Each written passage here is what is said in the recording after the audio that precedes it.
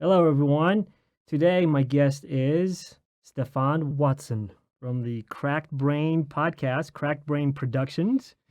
And we're going to be talking today about podcasting, how to start your own podcast, and Stephan's journey on setting up his podcast and growing it. Mhm. Roll the intro.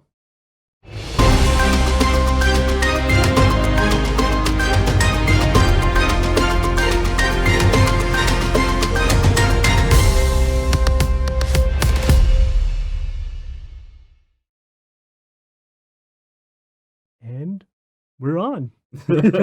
Welcome, man. How's it going? Good to have you, man. Let's talk about podcasting. We're going to jump right into it. Okay. How did you start your podcast? Why did you start it? And let's talk about your journey.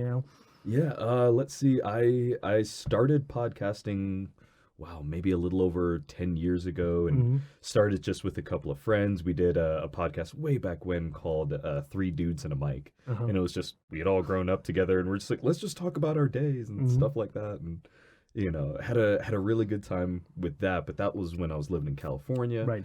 So when I finally got out over here, it was like, I wanna do this again. I want to figure all this out. And I had been cosplaying since I was a child. Kind of gave it up for a little bit, but I was like, you know what, I'm gonna do that again. So why not I mix my new love of podcasting with this old love of cosplay, Mhm. and just just sort of gelled the idea together. And my wife was sitting there like, okay, you go ahead and do this. Have your fun. It's kind of like what my wife said, like she's like, this is gonna be a temporary thing. It's another shiny thing for you, Yeah. but I think it's now. I'm really passionate about this. I love meeting new people. I Mhm. love learning from them, and then sharing that value. The stuff that you learn through somebody else's experience. I mean, that's just invaluable because then that's a shortcut. I always call it the shortcut to knowledge because if I can learn something from your experience, that just puts me in the fast lane. Exactly. Well, that, and you're going to learn, you're going to learn so much faster, and so many things that, you may or may not stumble across in your own journey, Right. so when you can hear how someone else has done their journey and whatnot, you can start getting like, oh, okay, I like that part, or you know what, that worked for him, but it might not work for me, Right. but either way, it helps you really define your course and get to where you want to be a lot faster and quite a bit more Yeah, clear. So yeah, no, that's why these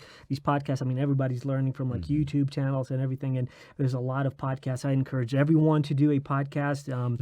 I mean, maybe not everyone, but Not everyone. but I think it's because some people are in the mode of like, hey, I just want to listen to good stuff, right? And some people are like, hey, I have a message I want to send out over there. My thing is like I like to learn from other people so that I can share that with. So it's not like just me talking about one thing. Like it's not a niche thing for me.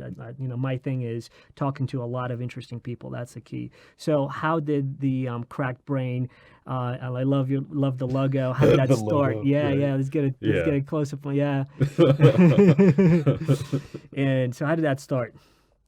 So like I said, Cracked Brain podcast started as soon as I was getting right back over into cosplay. I knew that, I wanted to mix those two together, and at first I kind of thought, oh, well, I'll just talk about my journey with it. But then I was like, you know what? There's a lot of amazing cosplayers in Utah. Mm-hmm. I really want to, talk with all of them, figure out, their tips and their tricks, and Right. figure out their journeys, and just, decided, okay, well, I'm just going to start inviting them on, and, Mhm. and let's see how it goes. And, that first time when it's like, okay, I'm going to reach out to someone about coming and doing this podcast. Let's see if it's gonna, you're always like a little bit tense. And sure enough, I thought, okay, it's going to take me months to get my first one. I think an hour went by before someone, yeah, I'll do it, I'll do it, and it was amazing because, not only was I rekindling my love for something that I already had before, but meeting all these new and interesting people, Mhm. figuring out what they were doing, and then figuring out these skills that I never knew about before, Right. when it came to, materials to use or methods to get things done, and so much that I sat there. I was like, you know what? Odds are there's so many more people out there that, have always thought about doing cosplay, you know, Right. and they've wanted to know like, oh, well, what can I use? What should I do? And all that. So it started from just kind of inviting people on to then getting to know them, trying to figure out all the tricks, and then it just it just cascaded way beyond Right. just cosplay. It just and grew whatnot. out of that. It really did. It really did. Shall we plug in number one cosplay convention in Utah? Yeah, that one is so tough. It's so tough. Oh, that's right. I see you have mixed loyalties now. Yeah, well, I mean, it's No, they're all great. right. It's like they're all great, and they all offer something different. Not only just as the venues themselves, but even as far as cosplay. If you really like to be able to interact with a smaller group of cosplayers, but to kind of really have the time to all meet and kind of converse and share ideas. Pop Culture Con is is the con made for you. Yeah. Whereas Fan X, it's this huge mega event that you might not have that time to be able to go and get to know everyone, but you can see some amazing cosplays. Right, And that's the one where usually everyone that can't make every event, they get out of the woodwork for that Yeah. one. Yeah. Oh. So starting the your podcast with interactions and talking to cosplayers, and for those uninitiated in what cosplay is, what's cosplay? So cosplay is it stands for It's costume short, play, and it's something where it actually originated. I mean, technically, you could go back as far as Greek theater and whatnot, as far as that going. But cosplay, in what we know it, actually started over inside the 1920s and was predominantly actually done by men, going for stage plays and whatnot. Interesting. So that kind of kept on evolving over the years, and then with the advent, of Trek cons and then your Comic Cons and all these other things, it just sort of snowballed, more and more and more to now. Cosplay could go from just creating simple costumes or taking small variations on on other things and adding your own flair. Yeah, I mean, I was aware of it, and I knew just based on like the big cosplay conventions. But over here in Utah, I mean, I met Jordan Turner, and who introduced me to you, and that's how we Yeah. that's how we got to know each other, and here we are, and so his Pop Culture Con. Pop Culture Con is a growing thing in Utah. One of the conventions. There's the Fan X, which is the big one. Exactly. And I asked him, like, why do you think it just grew? Why is it growing? Like, why is that? Like, why people like dressing up as superheroes and things like that? Yeah. Well, I mean, it's something where with cosplay, everyone cosplays for their own different reasons, but at the core of it, a lot of them, it's what I've now started call it's your love letter to the creator and to the character. So you find someone that you identify with a little bit, whether it's That's a cool way of putting it. Exactly. It's like whether it's the character themselves or maybe it's just their costume and whatnot. Right. You have this connection and you want to go and have your own like little love letter to it. So boom, you start making your costume, and I'm telling you, you start seeing people go from, oh, okay, well, it's just a fun little hobby, to no, this is foundational because it connects me with This is serious. Exactly. Well, I mean, yeah, it's like there are businesses based strictly off of cosplay, whether it's whether it's the models that that created and that's their sole their sole income, whether it's creators, prop builders, set designers. There's so many things out over there. Yeah. Armor makers, 3D printers that cosplay went from just, oh, okay, well, I'm going to dress up like, Geordie LaForge from Next Generation to, now you've got people that all they do is just create armor. And they're doing this from, for big name sets, just like The Mandalorian. They used a lot of cosplayers for the stormtroopers rather than relying on Disney to make all those costumes. Right. That's amazing. So that's how you started with, so cosplay led you into podcasting. So let's talk about podcasting. How, so was it just like, hey, I love to talk to these people because like, this is amazing, like what they do, you know, the costumes and the props and everything.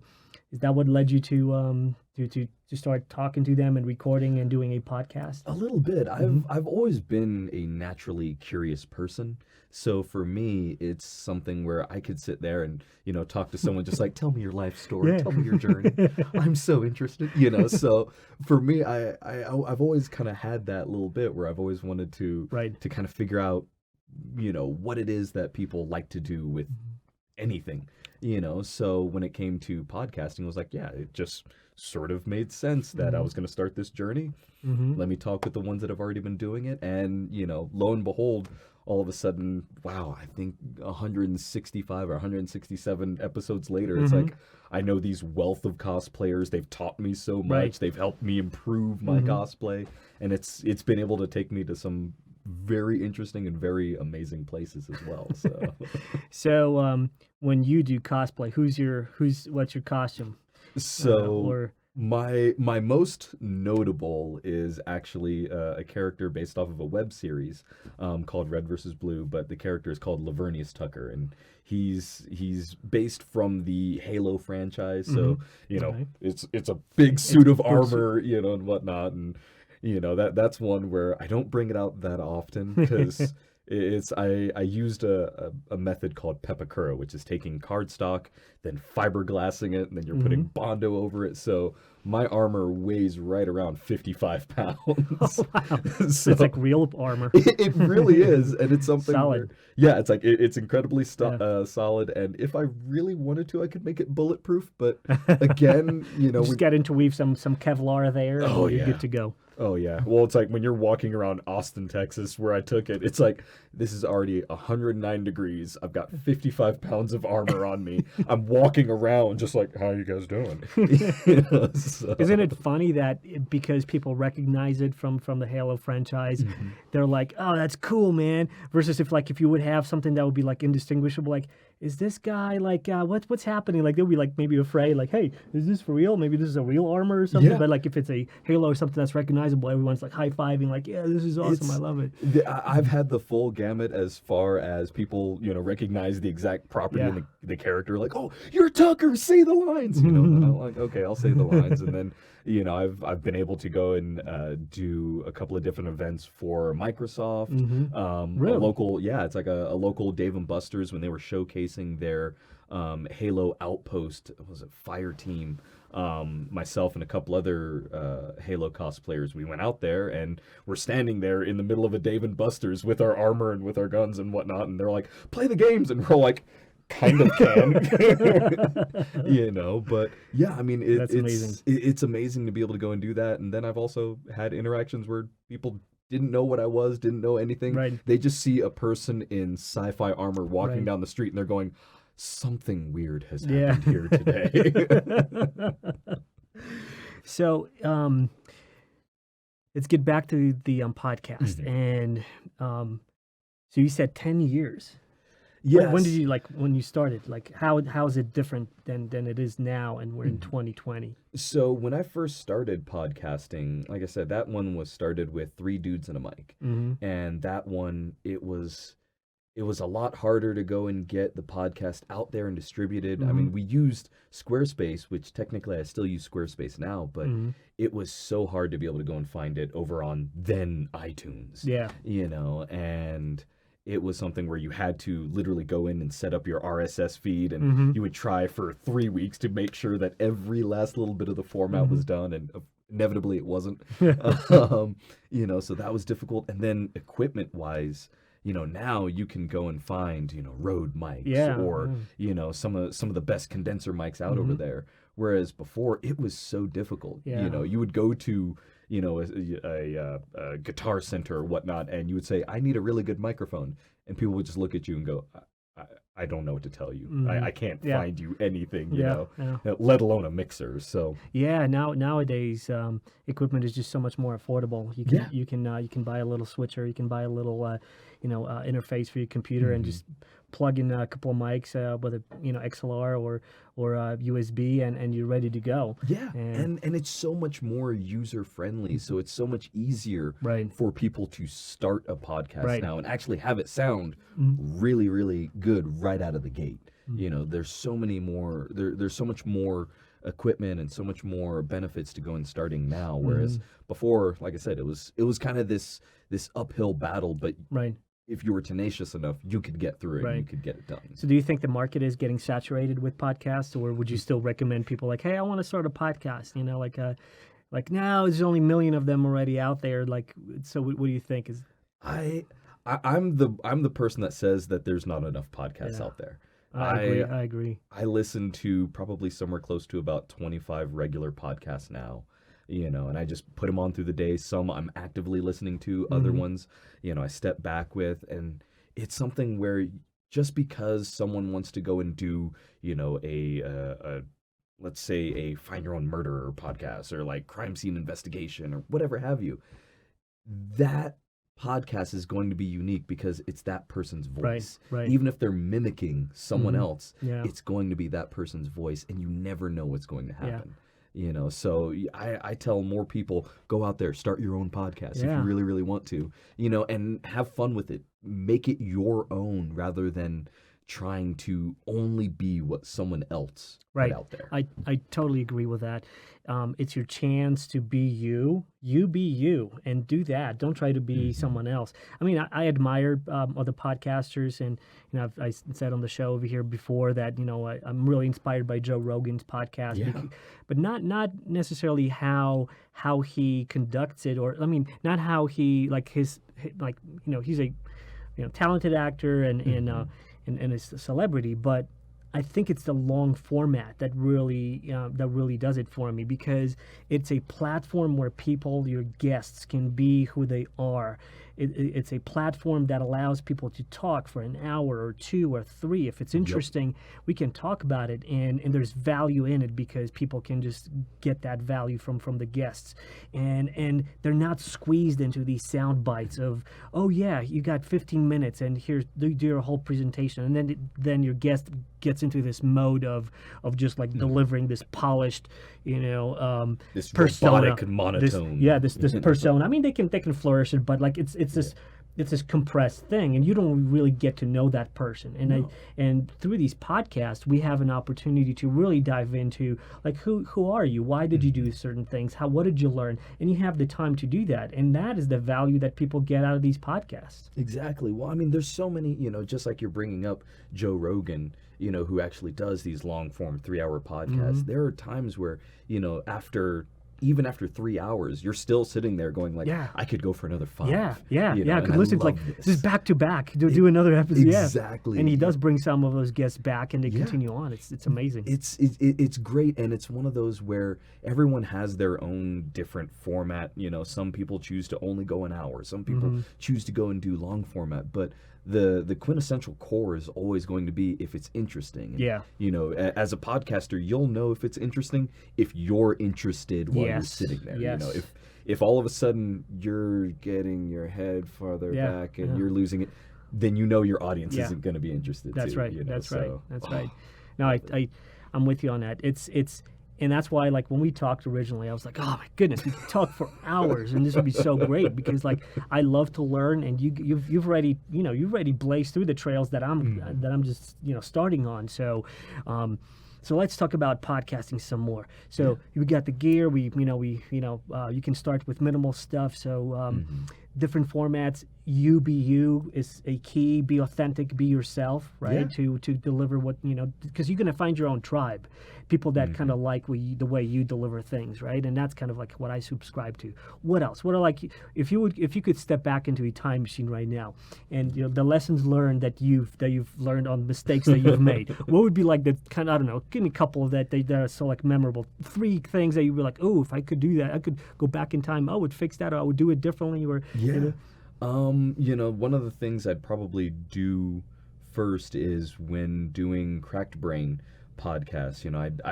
I was the sole interviewer, and then I would have an interviewee. And one of the things that I really wish I could go back and go and do was having a co-host with me, one that I gelled with, that understood how to go and deliver the podcast first and whatnot. So that way, when we have on the guest and whatnot, it's a 3-table discussion. Because there is a very special flair that happens with interview-based podcasts when there's a third or a fourth person. I'm telling you, it changes the dynamic so much, but only as long as they understand what you're trying to accomplish too.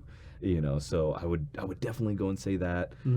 Having someone there with you really helps to be able to make sure that you're having fun, the guest is having fun, and makes it a little bit more interactive for the person listening. Because if you're going to be stuck on, well, I'm from Southern California, so if you're going to be stuck on the 405 freeway in the same spot for an hour and a half, it really helps when there's 3 people on there and they're engaging and everyone's offering their own little bit.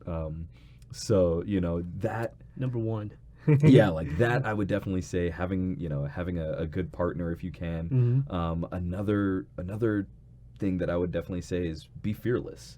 Whether it's going to be an interview-based podcast or it's going to be about a specific subject, be fearless with it. Don't be afraid or hold yourself back because of your own apprehensions. If you want to go and have on guests, go, and if there's someone out there, go and contact them. You never know who's going to say yes, even big name celebrities. I've had people on there that I'm sitting there going, this person would never be on the podcast. There's not a chance. And then all of a sudden I get an email back going, I would love to. Can we do this in December? And I'm going, just tell me time. It's like, what am I going to say to you? So there's that. Or, if it is going to be about a certain subject, if it finds interest in your own heart, be fearless with it.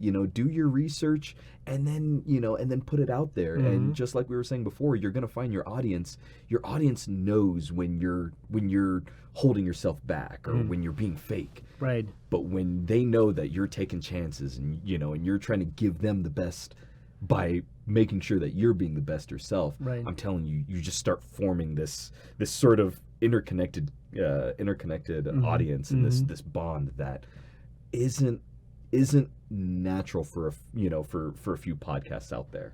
So that's something I would definitely say. The next thing I'd say is once you kind of ground a foothold and you know what you're doing and you've got some podcasts under your belt, don't be afraid to travel with it.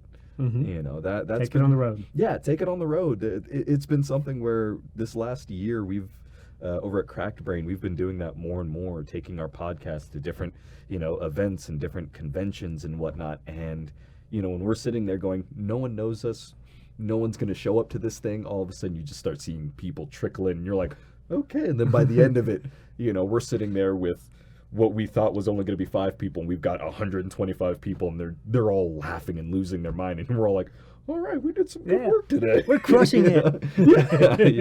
It's like, and you just have fun because your environment changed and people that weren't expecting to go and get this show, all of a sudden they get this experience that they weren't prepared for, and you drop on them and it's like, oh, this is special. This is awesome. So I'd say, it's like if you can travel with it, go and do it. Be yourself. Be fearless. Yeah. Take it on the road. Exactly. Yeah. Perfect.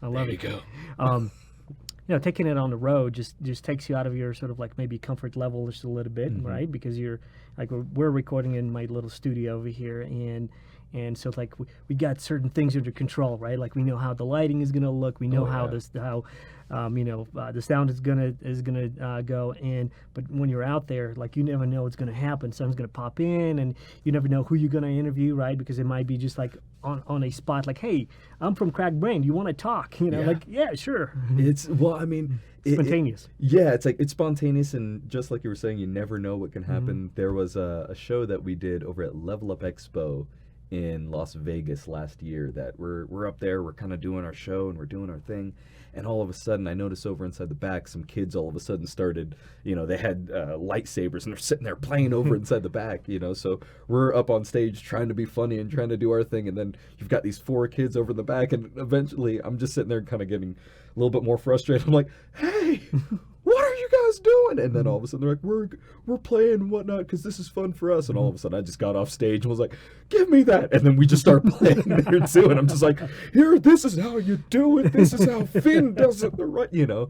And all of a sudden it's like you add this extra little bit of flair. You know, you take this unexpected, you know, chaotic event and you sit there and go, okay, well, I can stop the show and lose a little bit of momentum, or I can roll with it and we can figure out how to use this, you know. And those kids loved that interaction. I loved it. You know, the crowd loved it because all of a sudden my crew, they know, like, okay, well, when something off the wall happens, we just got to roll with it. So when I'm sitting there doing that, all of a sudden, you know, we had one of our teammates just sitting there like, and over inside the red corner, we've got Stephan, little heavy out today, just had a burrito. It might be sitting with him a little bit, you know, and he's just going at it, and I'm just like, this is the chaos that I love. It's being spontaneous, you know, just kind of rolling with it, you know, how, you know, responding to the crowd. Yeah, those, I can see that. I can see how that's going to take it to a different place or a different level, or just a different space for you to kind of explore who you are in that like in being in the moment, right? That's what, in a way, people call it, like being in the moment. Like, hey, I'm reacting, like, this is what's happening. We're here. I'm going to jump in and take it somewhere. Yeah, I love that. You know, and sometimes you'll also have things where they're completely out of your control. We've done podcast episodes over at FanX out over here in Salt Lake, and for one that I'm dread so much, none of our equipment worked right. Our computer wouldn't start. That is my constant fear. Constant fear. It's everything kind of dropped by the wayside. It was an absolute disaster. And then we're sitting there trying to like reel from that, because even then, like a couple of months before that, over at Gaming Con, none of the audio setup was there. And, you know, I'd been talking with them going like, hey, is, you know, are our microphones going to be set up? Is the mixer going to be set up? Everything. Yeah, it's taken care of. You don't you worry. And then we get there, and I'm sitting there like, microphones aren't here. We don't have a table. We don't have chairs. We have literally nothing, you know. So I'm all of a sudden telling the team like, run, everybody, go and grab everything. Run back to my house, get it. You know. And you never know what's going to happen. So the good might happen, the bad might happen, and you just need to rise up to the occasion and just go like, here we go. You know, let's make a show. So how do you rise up to that occasion? Like, what are some of your tips, like pro tips on like, oh my gosh, like this is like, it's, you know, nothing works, or maybe something else happened that you didn't expect happening, and now you got to like recompose yourself, what are some of your techniques or you know, what do you do? Yeah, I would definitely say something that got me more readily accustomed to that sort of feel was actually doing sketch comedy. You know, so when you're doing a skit and you've got people up over there that they only give you a small premise, like, oh, you guys are standing outside in the cold. Go. Improv. You know, exactly. It's improv, you know, so everyone's adding their own little bit, and it causes you to think on your feet and to be married to whatever you're doing. You can't second guess yourself, and you can't stop the production and go, wait. I'm lost. You know, you have to keep on rolling with it. So that's something where having that sort of mindset and that training, as far as like, oh, okay, an error happens and you're like, okay, let's see what I can do with it, and then continuing to roll with it. You know, that is key in those events. And then when you can harness that inside yourself, and then if you do have a team, teaching them that same thing of like, guys, we have to think on our feet. You can't stop the show and go, wait a second, we need to reformat everything. You just got to roll with it. You got to go with it. You know, and in the cases where, you know, when we're doing a game type panel, and we're supposed to have the screen going, and, you know, and the computer's all synced up and whatnot, when none of that works, and you go, okay, well, I guess we're just going to have a talk show, and people are going to yell things out, and, you know, and we're just going to do it. I mean, we went from having this fully formatted show to, at one point, I'm now running around the entire auditorium just like, you know, screaming, yelling, doing, you know, handstands, cartwheels, backflips, and it's just like, I gotta deliver a show. People showed up, you know, so it's like having those skills helps. Team. Let's talk about team. You mentioned team. Tell me a little bit more about your team. How did you get to know them? What do you guys do together? How did you guys gel? Yeah, Tell me about your team. we all formed basically because the what I call the founders, and whatnot. They were all people that they came on as guests over on the podcast, and there was something about them that I just went, ooh, I like you, and you've got a skill in you that that has potential somewhere. Gotta tease it out. Exactly. So like the first person I brought on was my animator, Candace. And I didn't know she was an animator. She was just really funny. She talked about anime and whatnot. And I was just like, there's something about you that you're really engaging. And I kind of want to bring this podcast to the next level. So as soon as, we kind of talked and she told me her background as far as animation, I was like, boom, here we go. There's, You're in. It's like, let's go and start this thing, and, it just, everyone kind of had certain skills that that I kind of saw and was like, I like this. Even our video editor had never done video editing before at all. And I just kind of saw him like, you've got something about you. Let's do this. And now he cranks out 2 or 3 videos a week, and he's committed to it. He's always thinking up these great ideas. So we all kind of formed just by being on the podcast and having this unique flair. And then over the course of now the last 3 years, it's been something where we've gone on the road together. We've hung out. We always kind of have all these things. People have seen, like, we've all seen each other at our bests and at our absolute worst, to the point where we're all drunken messes and we're just, I love you. But it's, we always try to go and basically attribute ourselves to our own little family. And that's pretty key, where we're all going to get frustrated. We're all going to be met with challenges, and it's when you can sit there and look at them like, I treat you like a sister because you are a sister to me. Right. You are a brother to me. It helps you get past so many different obstacles and whatnot. So it's great. It's like family. You see them grow, you see them change, you see them react, you see them, those relationships congeal. Like, you know someone in good and in bad, in bad, right? And that's what makes that work. How did you meet all of them? How did you meet all of them? Are they like all from the cosplay, or were they like the different places where you met them? The first 5 were all because of cosplay. Those were all the founders. Outside of those, let's see, Ray I met through a very close friend, and she's now one of our artists. Wow, one of our artists. Ethan, who now does most of our merchandising, things like that. We actually worked together over at a shipping company together, and we just started talking about different anime and things like that. I'm like, you're a funny guy. Yeah. So brought him over, and then our 2 writers, Caden and Mason. Mason I met over at a party, and he is the most naive yet lovable person in the world.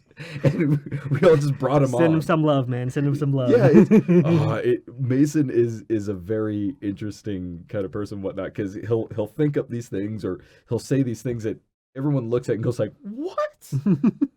Where did you think about that? And he's just lovable enough where it's like, it's so cute that you think that's a thing, so. Well, I definitely want to meet all of them. Yeah, it looked like a fun bunch of people, and I can see how the dynamic of that can kind of make your podcast just really pop, flourish, and having those different personalities. So I guess I need another co-host, at least partner in crime. Well, definitely helps. The second thing that you mentioned was research. You you research. Well, you said being authentic. Second thing was being fearless, and part of that was researching, right? Yeah. How do you do so? If you do, when you invite someone and you especially if it's like a big name or someone who's you're like, oh my gosh, how do I talk to you, right? Yeah. How do you do your research? How do you prep for those podcasts to be calm and not like starstruck maybe, or Hmm. just be yourself. Go into that first one that you mentioned, which is be yourself, right? So Yeah. you don't become like someone who you'd be hating later on, like, oh man, look at me, I was pandering to this celebrity, and so how do you balance that, and how do you research, and how do you keep that, that authenticity? So for most people, especially when it comes to cosplayers or streamers or whatnot, I'll wind up going over to social media, and if someone catches my eye, I follow them for a Mm-hmm. little bit, and I want to go and see how they post or how they kind of put themselves out Mm-hmm. there. So I never necessarily want to just go and invite someone on there because hey, you did a really good cosplay, because Mm-hmm. you don't know if that person Mm-hmm. is the kind of person that you want to actually promote. There's a Mm-hmm. lot of people out over there that they put on a great face, Mm-hmm. but then you sit down to talk to them and you go, "Ooh, you're Yeah, that an was interesting person," and totally not, different person now, huh? yeah, it's like not in the way that I thought Mm-hmm. you were. So yeah, it's like I'll kind of follow them for a little bit, and I'll Mm-hmm. look at some of their past history. I'll look at some of their past work. One of the greatest things to go and do now is that most cosplayers or streamers or whatnot, they'll have a Twitch channel. Mm-hmm. So they'll go on, they'll play games, but Yeah. then they are a version of themselves, or they are being themselves, Mm-hmm. and it's something where I can now see how that person reacts, and I can see like, oh, okay, yeah, you're engaging this way. Mm-hmm. You know how to talk to you know how to talk to an audience. You Mm-hmm. know how to be entertaining. So I'll do that, and then for some of the people that that I don't have those sort of avenues with, Mm-hmm. I'll just do literally as much. I'll Google them and go, okay, Mm-hmm. let's see what I can go and find out. And Right. then, Right. I also try to go and talk with them over the course of like a month and just try to figure things out about them. Because one of the things I found out early on is if you have someone on there and then next week you immediately have them over on the podcast. Not saying that we Mm-hmm. didn't just do that. Yeah. But I'll tell you my part of that. But like, yeah, go Yeah. ahead. But yeah, it's something where when you Mm, don't really know that right. much about them, the podcast itself isn't going to be as intriguing because you're just now reading off a list. Mm-hmm. You don't know really what that person has done. Right. So Right. when I'm sitting down, inside the chair, and it's like, oh, okay, well, I can easily go, what was your most intriguing cosplay? Mm-hmm. What was your best convention? I rather would take it to like 3 months ago when you went over to San Diego Specifics. Comic Con. Yeah. You had put over in this post that you were Mm-hmm. having like this kind of day and whatnot. Like, what made that day, like that? Or when I Right. can go and gauge past the surface Right. level, Mm-hmm. you get to this what I call like the golden area of podcasting, Right. which is like, ooh, this is the sweet spot. This is Mhm. what people want to know. Right. For me, what I do to kind of short circuit that lengthier research that you do, because I'm just starting right now. I mean, like we're just like dozen, Mhm. 15 podcasts is where we're at, and what I do is I ask my guests to uh, you know the concept is you're an interesting person and I love Mhm. talking to you. Therefore, the likelihood is that interesting people or people that you find interesting or in the same kind of vein or category or as interesting, and they have interesting things to share. Yeah. So that's kind of like by referral. And so I always ask like, hey, introduce me to one or two interesting people that you find interesting. Yeah. And then what I do is I do these introduction / tech calls, because some of my guests are remote. They are East Coast or all over the world, and so I get I said like, well, why don't we just do like a 15 30-minute tech / introduction call, and I get to know them that way as well. So those two things, when I stack them, so far I had like really phenomenal guests, and I was really super engaging. So that's kind of like I do for those who like, especially book authors. Some of the book authors that I had that they were not by referral through someone. Then I do some of that when I kind of like I look at the work, I read their books. I literally like before like I mean like, hey, I found your book interesting. I would love to Yeah. talk to you about it. And I love talking to book authors because they already are subject matter experts. I mean, they already wrote a book, and then when you read a book, then you have all these anchors, all these touch points where you can have a really interesting conversation and dive deeper into the topics that they write about. So that's kind of like what I do. But yeah, we've all got our own methods. It's No. just making sure, like, Yeah. okay, whatever works for you to be able to get the most out of your show. Mhm. That's always the key. Is like you can't just show up and we're gonna record a podcast. Yeah, Yeah. If you really want it to be good, do your own kind of Be research prepared. and be Yeah. prepared. Yeah. Going back to like unexpected things, I read this. So like when I was getting into this, I'm like, I gotta study, right? I gotta study this. How do you do this? And obviously, a lot of it you can do by just watching a lot of successful podcasts and YouTube, and kind of get some of that, like, hey, what works for me, what doesn't work for me. But I was like, I need to read a book. So I went to the library, and I'm talking to the librarian. I'm like, I need a book. Like, how do I interview people? But not really interview, because I don't want to interview people. I don't want this kind of like, I want this to be more spontaneous, more to be flowing and all that. So I don't know what you call that, but I guess it is an interview when it really works. So you don't even see it as an interview because it's not it's not an interrogation. It is more of a conversation, or it is totally a conversation. And so, this librarian, Miss Olivia, in our local Draper library over here, she found this book, "Talk to Me" by Dean Nelson, who's teaching journalism, and he's really he has this writing summit for like the past many years, and he had big names, big celebrity guests. He had Kareem Abdul-Jabbar, and so like you got and he's talking like, so he invited him, and he in his book he's talking about like how he invited him, and like, hey, like, we're not going to be like talking about basketball as much as you think, because unbeknownst to me, like, Kareem is a successful writer, and and I was like blown away. So he's telling me all these different things in the book, and and one of the stories, and I'll tell you why this matters. One of the stories, how he opens up with his book, he says, I got my start by cold calling this jazz player, Dizzy Gillespie, or Gillespie, and he took a chance on me. Like, he's like, all right, come to my hotel, and then we'll do an interview, and so he did, and he talks about that.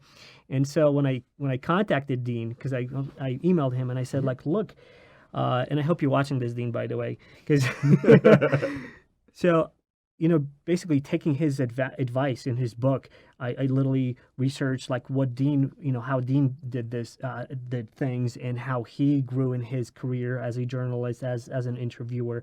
And I literally, when I contacted him, I emailed him, and I said, be my Dizzy Gillespie, be that first guy that took a chance on you when you were just starting doing this. And so he responded to me, and so we're setting up time to do a podcast, and this is something that I would, this goes back into what you were saying. Put it out there. Contact these people. You never know who might just say yes for whatever reason, that you might think it's something totally else. You might be like, oh, I'm so professional, I'm so good, I'm so awesome. It might be that they just like how they might look at some of your work and say, like, I like how the way you have these podcasts, these conversations. There's value to it. I would like to be part of it, right? So you never know. And that's my little story about that. How you should just take a chance and things, because you just never know. Exactly. Like I said, it's one of those where we've all got people that we want to be able to go and talk to. And, it's like you have to go, and at least some point in your life try to reach out and go like, hey, I would love to be able to sit down and have a conversation with you. Who would that be for you? So there's two people specifically that I would love to be able to speak with. First one, James Earl Jones. We had talked about him a little bit before, but James Earl Jones was something where I remember being 7 years old and hearing Darth Vader's voice for the first time. And it's like, you ought to do this the right way. And I just looked, I was like, I wish my voice would sound like that one day. And then fast forward, I'm 2 years when I'm 9 years old. And then puberty happened. Oh, there's nothing like being called up for. It's like, oh, okay, we're going through roles. So Aaron here, Susie here, Stephan here. Excuse me. So Yeah, it's like it was something where as soon as my voice Hmm. started developing and whatnot, it just kind of came on more and more. Where I was like, oh my gosh, I want to be able to go and talk with you. Yeah. And he always seemed like this real, like the most interesting grandpa ever. Oh yeah, like You know, just so captivating with that voice. I mean, exactly. he just can do like he doesn't need the force. He just has the voice. It's like, It's like you exactly. will do what I will tell you. Uh-huh.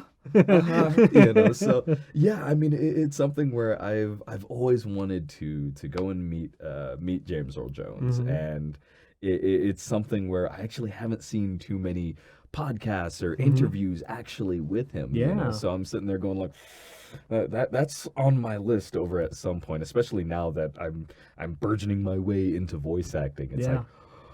I want to meet my idol And someday, and you know, the one that got me into this. and you got a great voice, man. I mean, if I could have 10% of that, I mean, I'd be super stoked.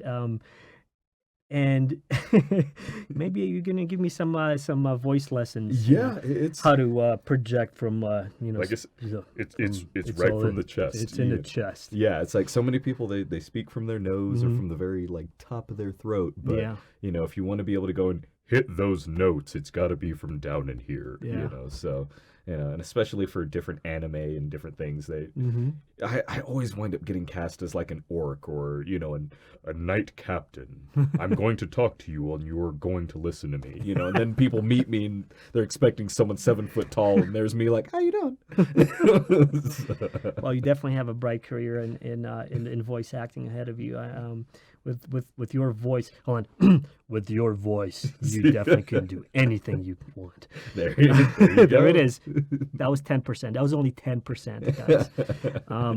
So James Earl Jones, Yeah. may the universe align planets and everything such that one day you'll get to live that dream Yeah. of hosting James Earl Jones. There we go. And you know, and even speaking of, you know, planets aligning, you know, and everything going, my number two is actually Neil deGrasse Tyson. It's Yes. something where that gets not only the voice as well, Hmm. if you can notice a central theme, Yeah. but also you know, having the science background, Yes. because that's something where my father, who was an engineer and a cryptolinguist Hmm.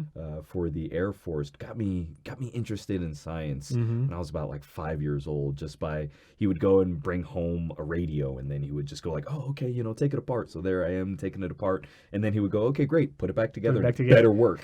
You know, so starting that way, and then later on he would start having me do the same thing with computers, Hmm. and then you know it went from there to like, okay, now that was all technological stuff. Here's how crystals form, and Hmm. you know this is all of the start for geology, and then he Hmm. started teaching me about physics. So getting more and more science oriented, it was something where it's been very very near and dear to my heart. Yeah. And you know, years ago when I first discovered Dr. Tyson, it was something where like I said, it kind of hit me amazingly hard, almost like a gravity hammer hitting Hmm. your heart.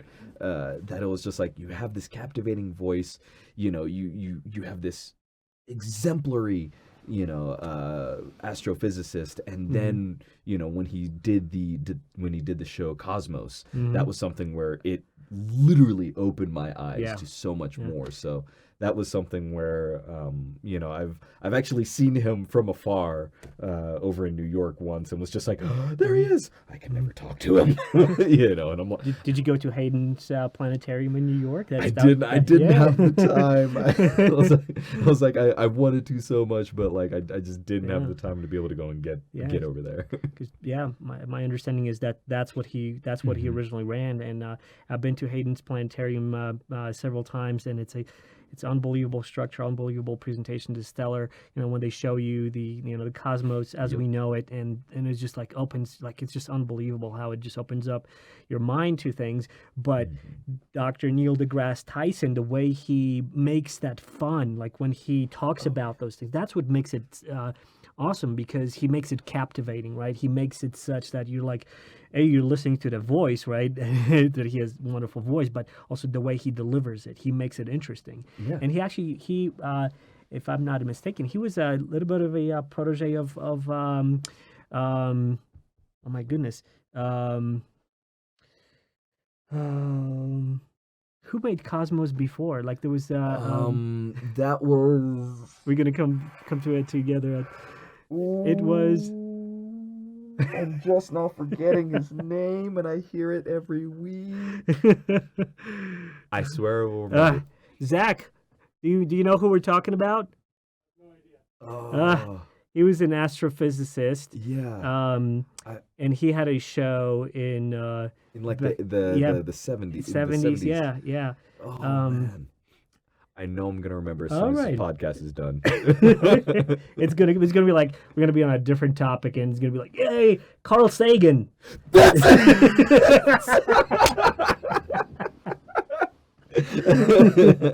Yeah. There we go. So I think it was in either on either podcast or in a book. I don't know where Neil deGrasse Tyson was talking about this, but he literally wrote a letter to um, Carl Sagan. Carl Sagan. To Carl Sagan, and he was a very promising student, and Carl Sagan literally replied to him, and they got to hang out, and that's what changed Neil deGrasse Tyson's life. Yeah. He literally just put him on this track where he became an astrophysicist as well, and all of that. So again, this is touching on like you never know what can happen, right? Like these tiny little things. If you're not going to put yourself out there, then nothing may happen to you because you didn't put yourself out there. You have to Exactly. do that.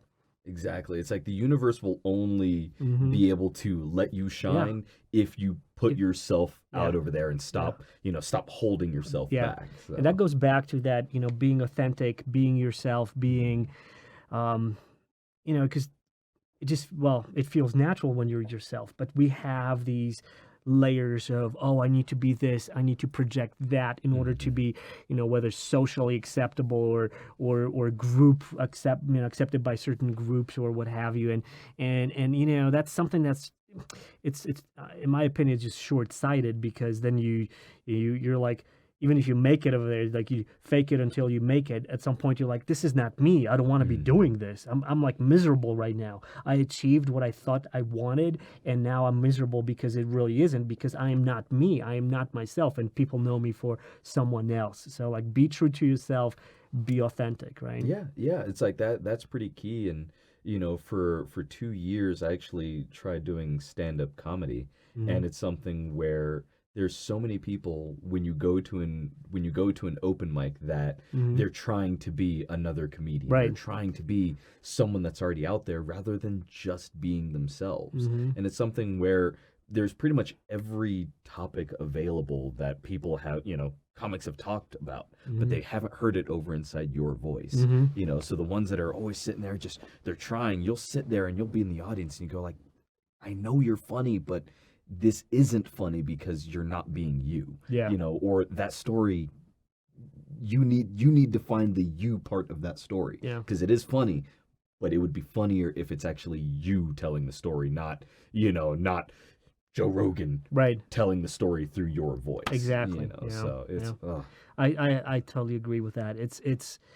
But it's hard, isn't it? It's hard to because we have all these celebrities out there. We have all these personas that people are like, oh, I'd like to be like that, and so they live vicariously. They do want to be that, and then in the end they're like, it's not me. So it's like, but they're afraid of being who they are, right?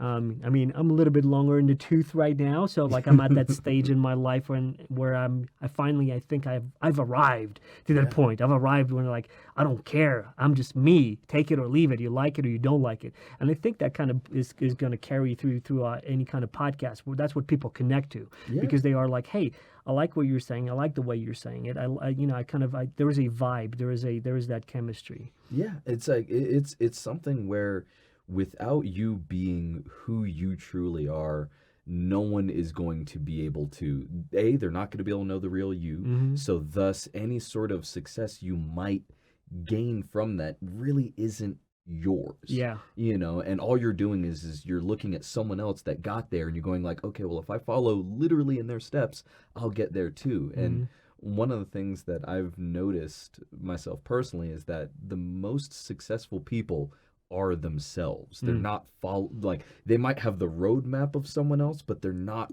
trying to imitate someone else.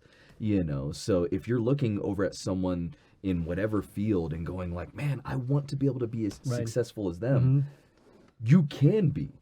But as long as you know what about yourself is intriguing, or is that part of success to be able to get you to that point. You don't have to copy someone else. All you have to do is figure out literally the format of what kind of got them there, and then put yourself in there. Have some kind of a original twist on it, or develop it. Even if you start in a point A, have that that destination that I am on a journey of discovery, right? Even if you're like day one, like, all right, masks down, this is who I am, and some people can just do that. They're like have a moment of like some kind of enlightenment, some satori moment where they just like, okay, I'm here and I don't care anymore. This is what you're gonna get. Take it or leave it. Some people have a journey. They peel those masks off. They're like, hey, oh, I really can be myself, and it is okay. And people like that because they found something that's authentic, right? And I tend to believe that people just like novelty. They like new different takes. They like different perspectives, new things. And so we could literally deliver the same lines, the same thing, but because we are different, some people will be like, oh, I love the way you did it, or like, I love the way you did it. And so everyone's gonna have their own little tribe, their own little people, the way they like how people just do things.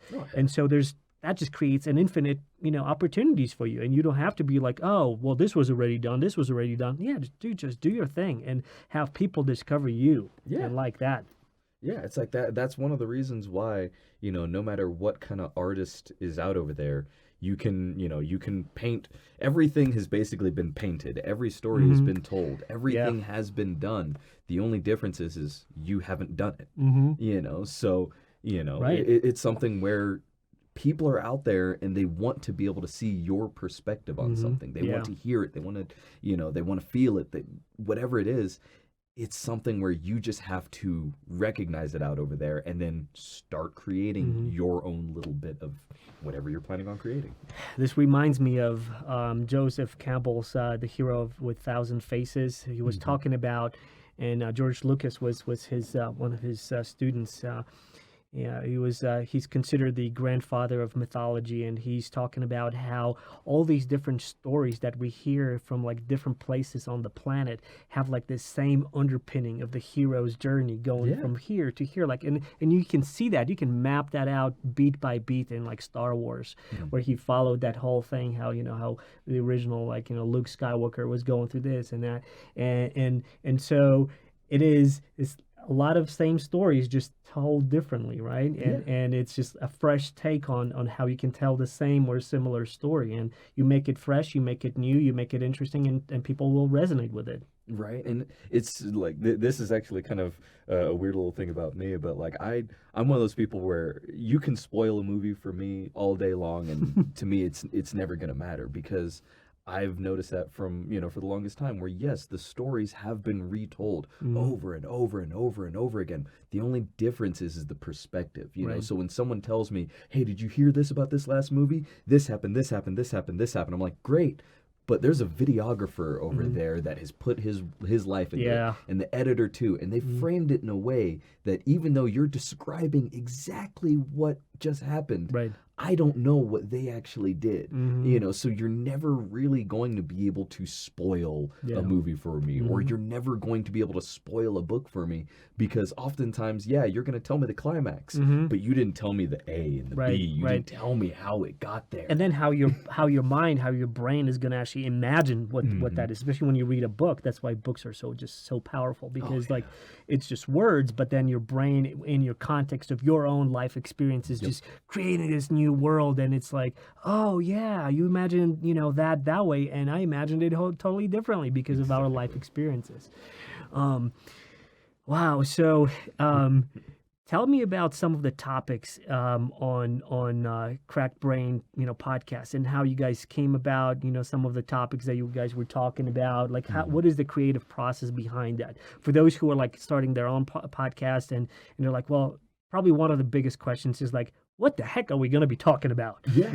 And like, what is it going to be about? Exactly. How do you come up with those things? So like I said, when it was before being more about inviting a person on and then we'd converse and whatnot, I would always kind of look at what they were doing and I'd be able to find something intriguing and be like, ooh, I'm going to make sure that I talk to him about that. And that would kind of be our kind of like underlying subject without ever really saying it, because I never wanted to go and tell a person, it's like, I want to go and talk about this and we're only going to talk about this. It's like, no, you let the conversation evolve and, and kind of go there. So you're only kind of doing your own mental gymnastics of like, I can get it over here. I know I can. Right.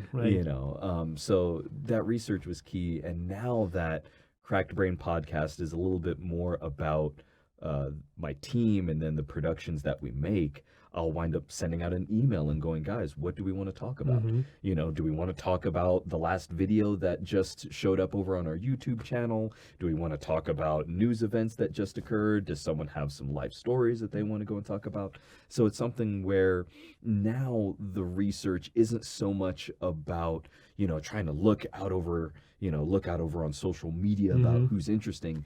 Now we have to look about our own perspectives on news events or our own stories about, when we just played this last game and whatnot, and we're sitting there telling people about like, yeah, this is what was happening while we were recording that, that game and whatnot. So the research is always there. The interpersonal connection is always there. It's literally just now delivering that in different forms where now it's team-based. Right. So, so having everyone else do that same thing. Right.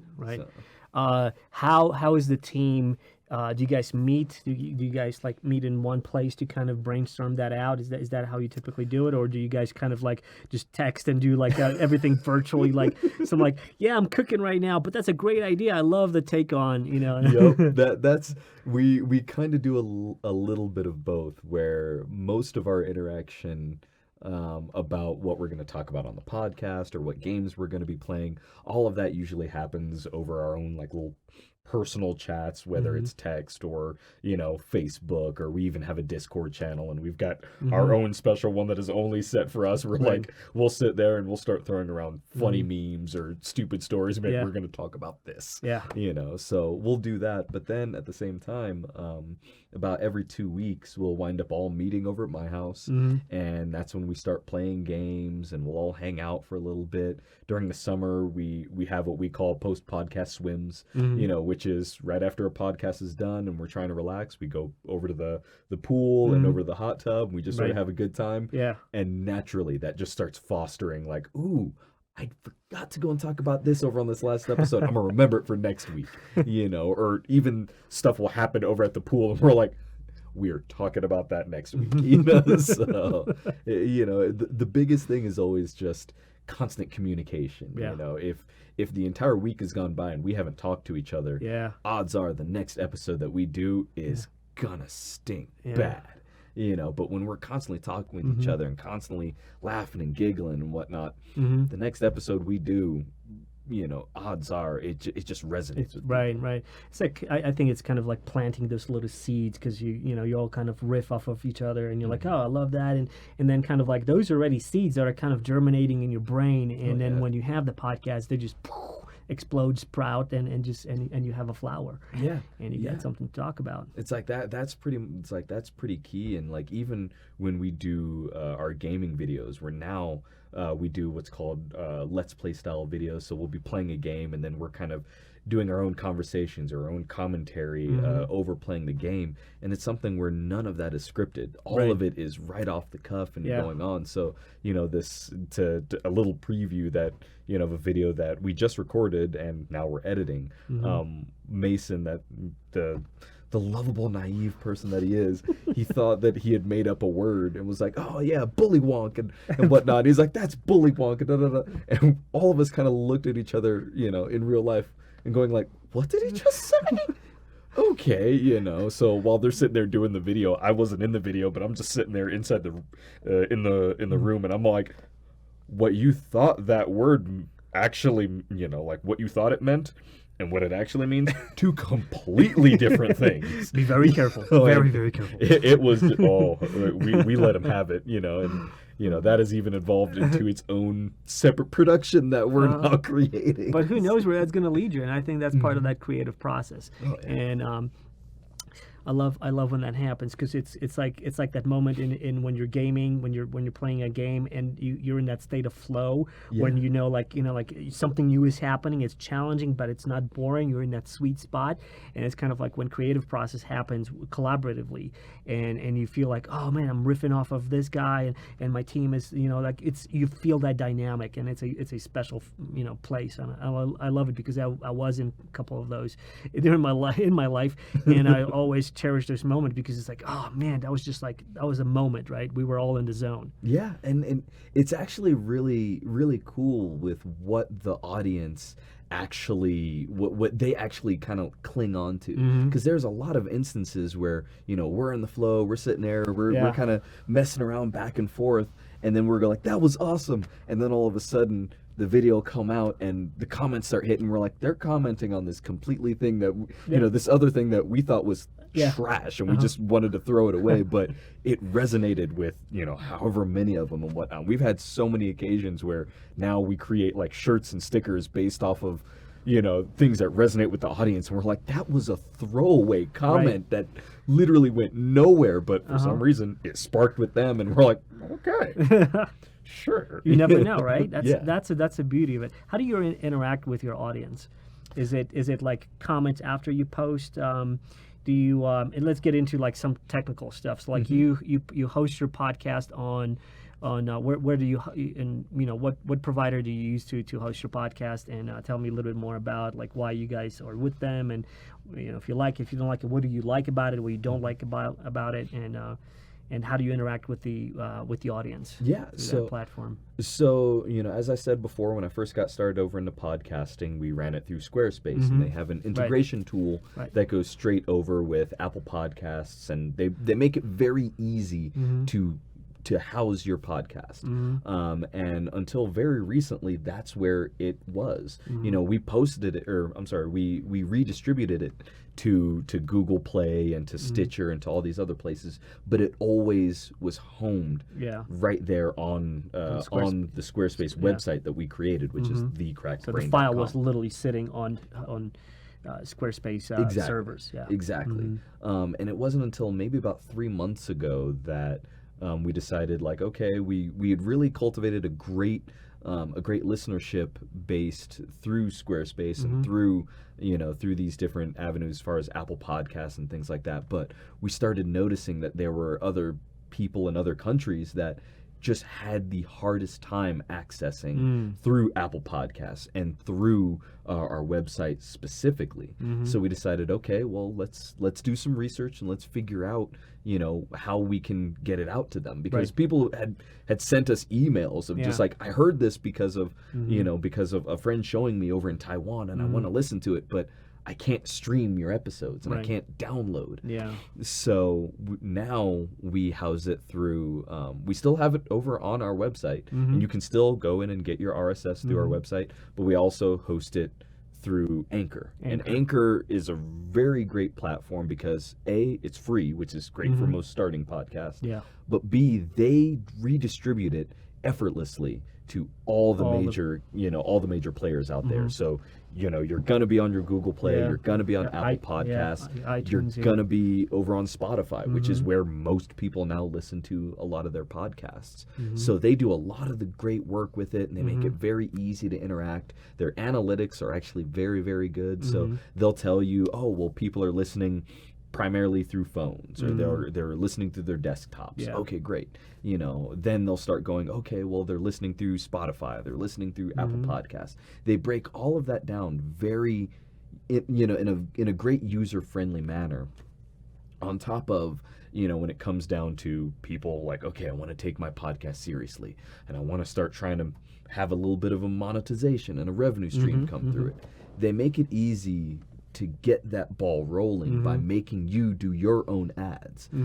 So before every podcast that comes out through Spotify and all that, you'll literally hear me talk about Anchor FM, like, hey guys, this is a great great podcast platform to start by, and for every download, I get a certain percentage of that. You know, so I don't need to have thousands and thousands of listeners. You can have 5 listeners and still be able to get something back. And when you do get up to having thousands and thousands, that's a great feature. Yeah, it's like all of a sudden you start getting those checks in the mail of like, okay, yeah, you know, that's a pretty impressive number for an hour on a Saturday. Yeah, you know, so I would definitely encourage most people out there, whether you're hosting a I keep on saying podcast.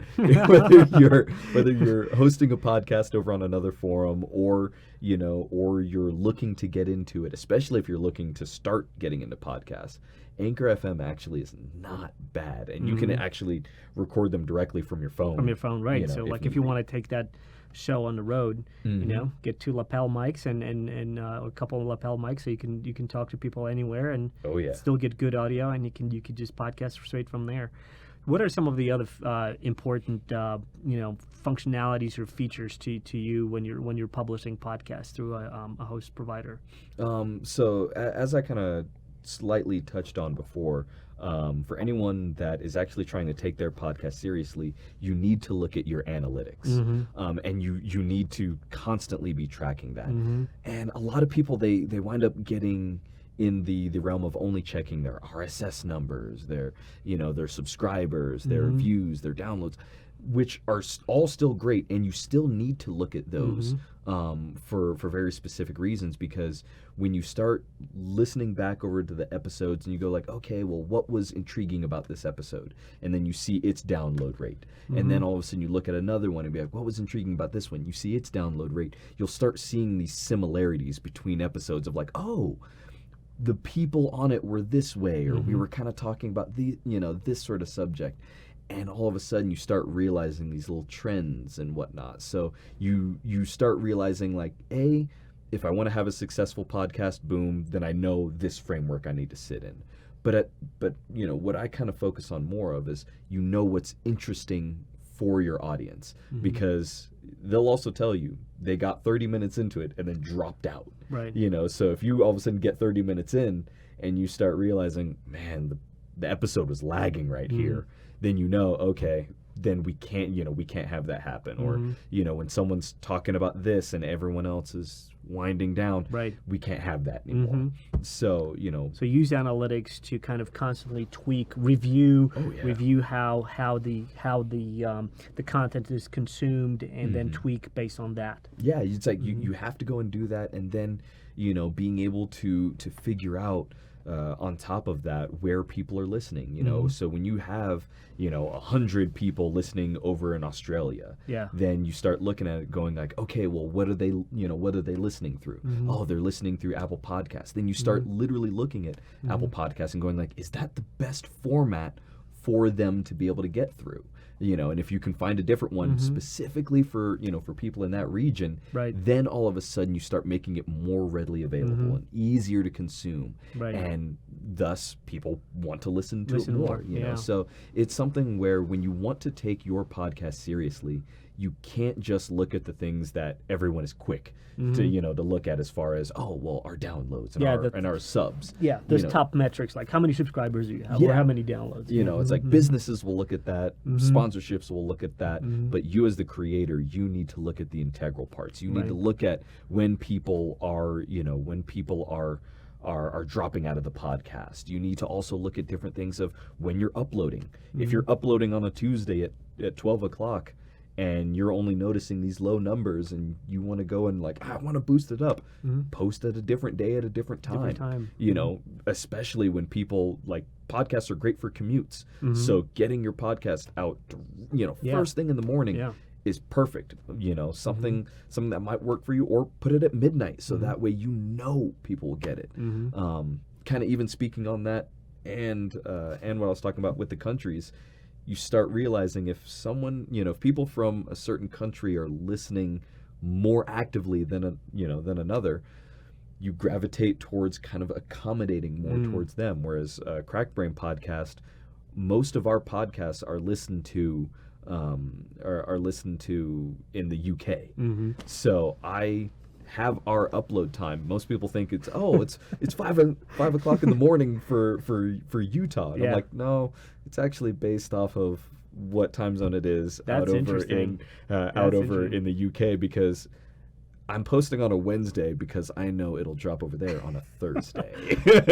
This made me think about something like with Cracked Brain, as the the name of your podcast, like, and why it resonates with in UK, because it has that Monty Python-ish kind of like, right.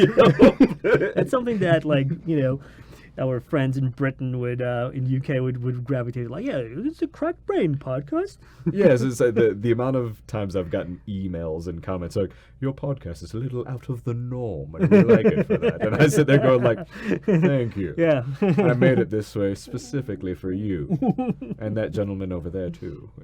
So yeah, it's something where I try to accommodate our podcast to everyone that might possibly want to listen to it. What are some of the topics that you guys talk about in your podcast? Like, give me like, is it like specific? Are you focusing on something is it niche, or is it like you're kind of all over the place depending where the creative spirit takes you guys?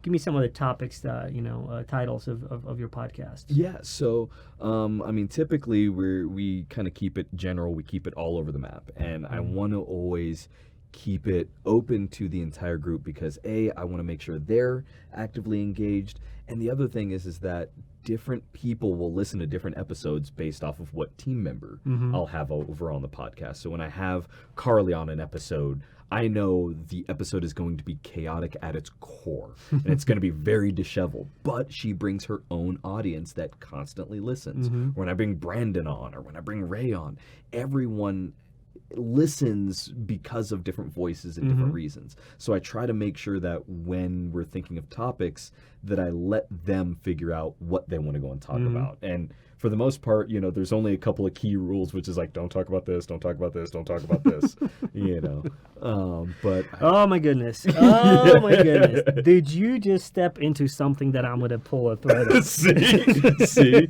Yeah, it's like you just have like these little barriers of like, okay, let's not cross this line. All right, what is it? What are those lines? So like... you want to talk about that? Yeah, I'll talk about it. So like,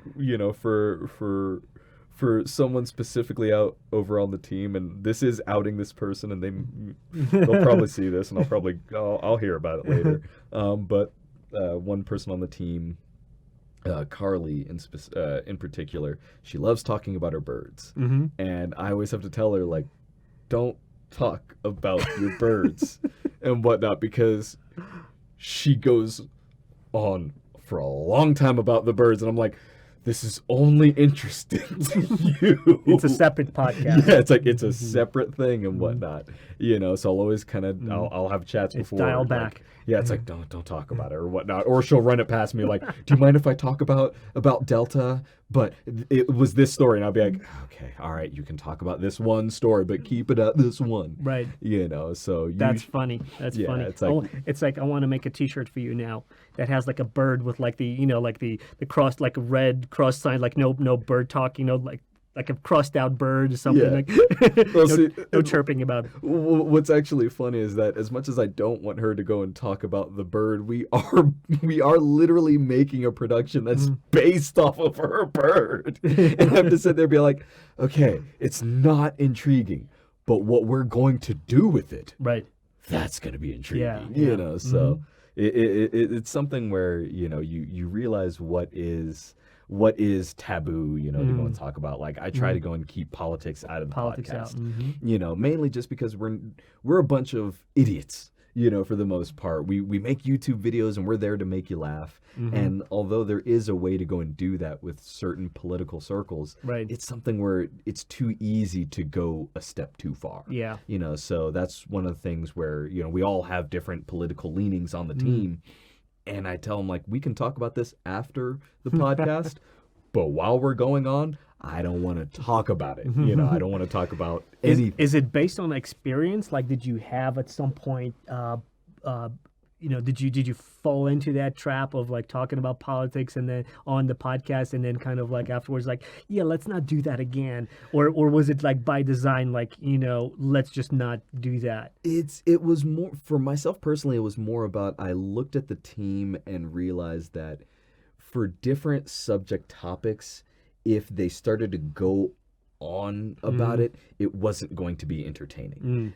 So I didn't necessarily get too serious. Yeah, it's like I didn't want to tell anyone directly like you can't talk about politics, but you can. Right. I just kind of made it a blanket thing of Yeah. like, no, we can't, because if I start having this over on here, these two people, they're going to fight. Yeah. And there's a way to do an That's great for entertaining ratings fight. though. Yeah, the kind of fighting it would spread to would be great for ratings. It'd be horrible for the team. Yeah. So I'm gonna the things that I want to say about that is that going back to being authentic and going back to not doing certain things just for the ratings, right? Because if this is like, if you don't want to talk about that, and that's kind of like, because it's you, right? Yeah. Then that's your show. And that's it, right? You don't want to be doing something just for the sake of being controversial and just for the ratings. And we can see a lot of that, like reality TV. It's like it's where drama happens. That's what draws people in naturally, right? And it's great to a certain degree. And I'm a big believer in some kind of sweet spot, some kind of zone that you like that's balanced, right? Anything taken into extreme is going to be a bad thing. Almost everything. And so if you shy away from like those extremes, then it, you can still have that sweet spot. But it seems like a lot of like TV and reality shows, that's what they focus on, just being extreme, being like just so out of balance, just for the sake of like being controversial, for the sake of being, and that's because they want those clicks, they want those those eyeballs, and like we're gonna make something audacious and then something concocted and stupid just for the sake of like bringing in the audience. And I think that's a great tactic for some, for some, and it does work. Let's be clear about that. It does work. I mean, there's you can see a lot of TV shows that are just kind of like pivoting on that. That's their thing, right? I think it's in a way it's destructive long term, because like you can have conversations that are like controversial and you can butt heads, but long term I think that's just gonna like society just kind of like focuses on that as like the pure entertainment, like the gladiators, kill or be killed type of deal, instead of and then that I feel like that's polarizing people, because then it's like me against you, your team against my team, and instead of kind of like I believe like nurturing those that kind of have conversation and have understanding even from different perspectives. And that's why I like, like again, going back to Joe Rogan and other podcasts out there, which are doing that, the conversation, even though they might have differing opinions, it's the conversation that's going to be the kind of the mediator and the center spot that's going to land it, right? Instead of like, boom, boom, boom, just focusing on the conflict. Constantly, right? Yeah. And that's something where, us as an entertainment-based, production company, it's something where, if we had more conflict, I know that our numbers would go higher and whatnot. There's other tropes where, because I've got attractive females over on the team and whatnot, one of the things I told everyone right from the get-go is you be comfortable however you want to be comfortable. And since we do have a video podcast, it's something where I go like, look, if you want to go and put on, makeup or, dress a certain way, totally fine. You go and do that. If you don't want to, I don't care. You be you. You be you. And it's something where if I did have all of the females, get completely dolled up and whatnot, it's something where, our numbers probably would actually go through the roof and whatnot. Like Carly, Candace, and Ray are all very attractive women. And it's something where if I wanted to rely on that, it would be fake to myself personally. I'm not saying that it's fake in, as a content source or whatnot, because there are individuals out there that is them. That is their true quintessential nature and whatnot. But for myself personally, I just looked at it and went, you know what? That's not a thing, or like setting up different things of like, we're gonna set up this fight so that way, it's gonna get a bunch of viewers and whatnot. We just sit there and look at that and go like, no, we're gonna be ourselves. We're gonna do what we can. And the part that we always feel great about is that people that watch or listen to us, they come in for us. And then when we travel, they're also not afraid to go and talk to us because they're like, oh, we actually know who you guys are. Yeah. Like, we've heard about your day, we've heard about your trials, about your successes. They really know us and whatnot. So they're not they're not afraid to come up to us. And well, we've had many times where all of a sudden we'll just be sitting down over at like Denny's, we're having food, and all of a sudden people go like, can we take a picture? We're like, yeah, take a picture, and then sit down. Let's chat. You know, we're all the same idiots that we always are. Man, let's do this. You're living what you're preaching. That's that's the first pillar, being authentic, right? And what did they say? Your female co-hosts, team members, when that conversation was on the table, like, hey, you guys want to be you, or if you want to get dolled up, like, how did that go? How did that conversation go? Like, what did they say? I'm just curious. As far as I can remember, everyone was basically just like, okay, that's fine. I mean, the women that I brought onto the team, they're all very strong-willed and very independent, themselves. Confident. Exactly. So if I would have told them to, like, I need you to look a certain way, they literally would have looked at me and gone like, well, we are walking right out the door, So, it's something where you build the team because they harness certain qualities, and you need to let those qualities shine, and you can't force all these other things onto them. So that's always been one of my chief mantras is basically, when I bring you onto the team, I want you. I don't want, a version of you, or I don't want this thing that like, oh, well, if I turn this or tweak this, that'll be what people want. I'm like, no, I want you on the team. So, and I believe that people appreciate that. Yeah.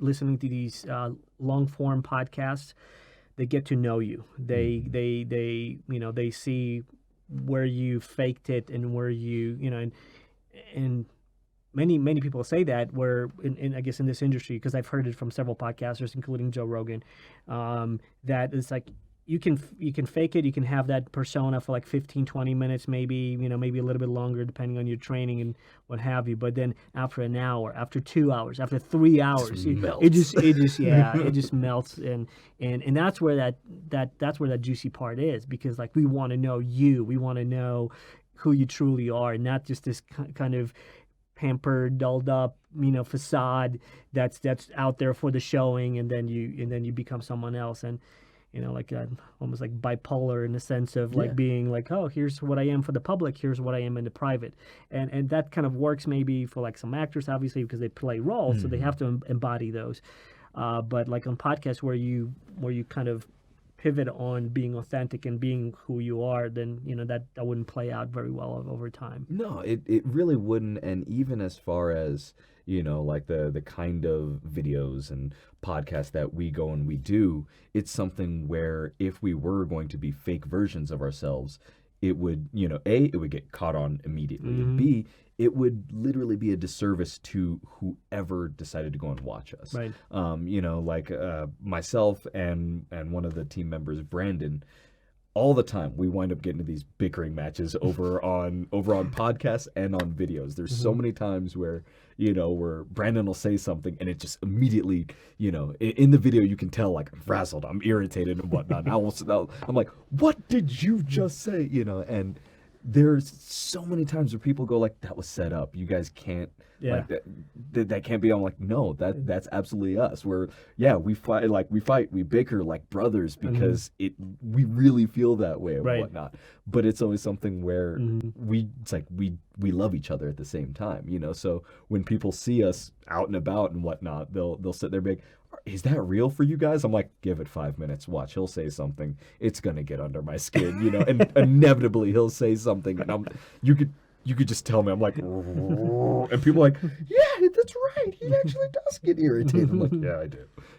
So that's a great dynamic. That's a great dynamic. yeah, it's like it's something where you can't manufacture Yeah. some some of these interactions and this genuineness that really makes making content so much fun and so engaging for so many people. So we're talking about conflict, and we talked about how some of the media or outlets or podcasts are using conflict and drama to kind of spice it up, to kind of get more views, and they kind of hinge upon that. Since we're not doing that, you guys are not doing that, and I'm not doing that. I don't think that's my thing, because this show is all about like real talk, real conversations, real people, and learning something from those conversations and from people's experiences. How do you grow in that space then? How do you market? How did you guys grow? Was it like an organic, let's just wait and just kind of just by word of mouth, or did you guys do any campaigns to market it? How did you guys do it? What would you recommend to podcasters who are starting out over there, and how do you build your audience? Yeah, so our track has been slow going and at the same time like tumultuously uprising at the same time, where when it was interview based, I never would ask people to share it. I would tell the guests like, hey, when the episode comes out, if you want to share it, go right ahead. But I'm not going to make you. I'm not even going to ask you. It's just going to show up and I'm going to give you the link. And some people would share, some people wouldn't share. Yeah, I'm in total begging mode. I'm like, please share it. Yeah, and it was something where one of the main reasons why I did that was because I always kind of felt like if a person felt like they would have to share it, when they shared it to their audience, it would feel somewhat forced. So I would just tell people like, look, if you want to, go right ahead. And sure enough, the ones that would share it and they would post about it, they would rave, and be like, oh, this was great, this was awesome and whatnot. But then they would also keep on talking about it. And then they would want to listen themselves. And then their audiences would want to go and listen and whatnot. So it just wound up being this sort of natural, like, if I'm going to have fun and you're going to have fun, yeah, of course we're going to want to go and talk about it. Right. But I don't want to hold you to any kind of strings, you know? So it started out that way, and then as time just sort of progressed, like I said, our audience just sort of started snowballing and building onto themselves, and then when you start adding in things like social media, you start going like, okay, well, Instagram posts need to be this way, and Twitter posts need to be this way, Facebook is this way. You start getting these different dynamics of like, okay, well, I've got to post it to reach these kind of people. And we tested some things. Some things worked.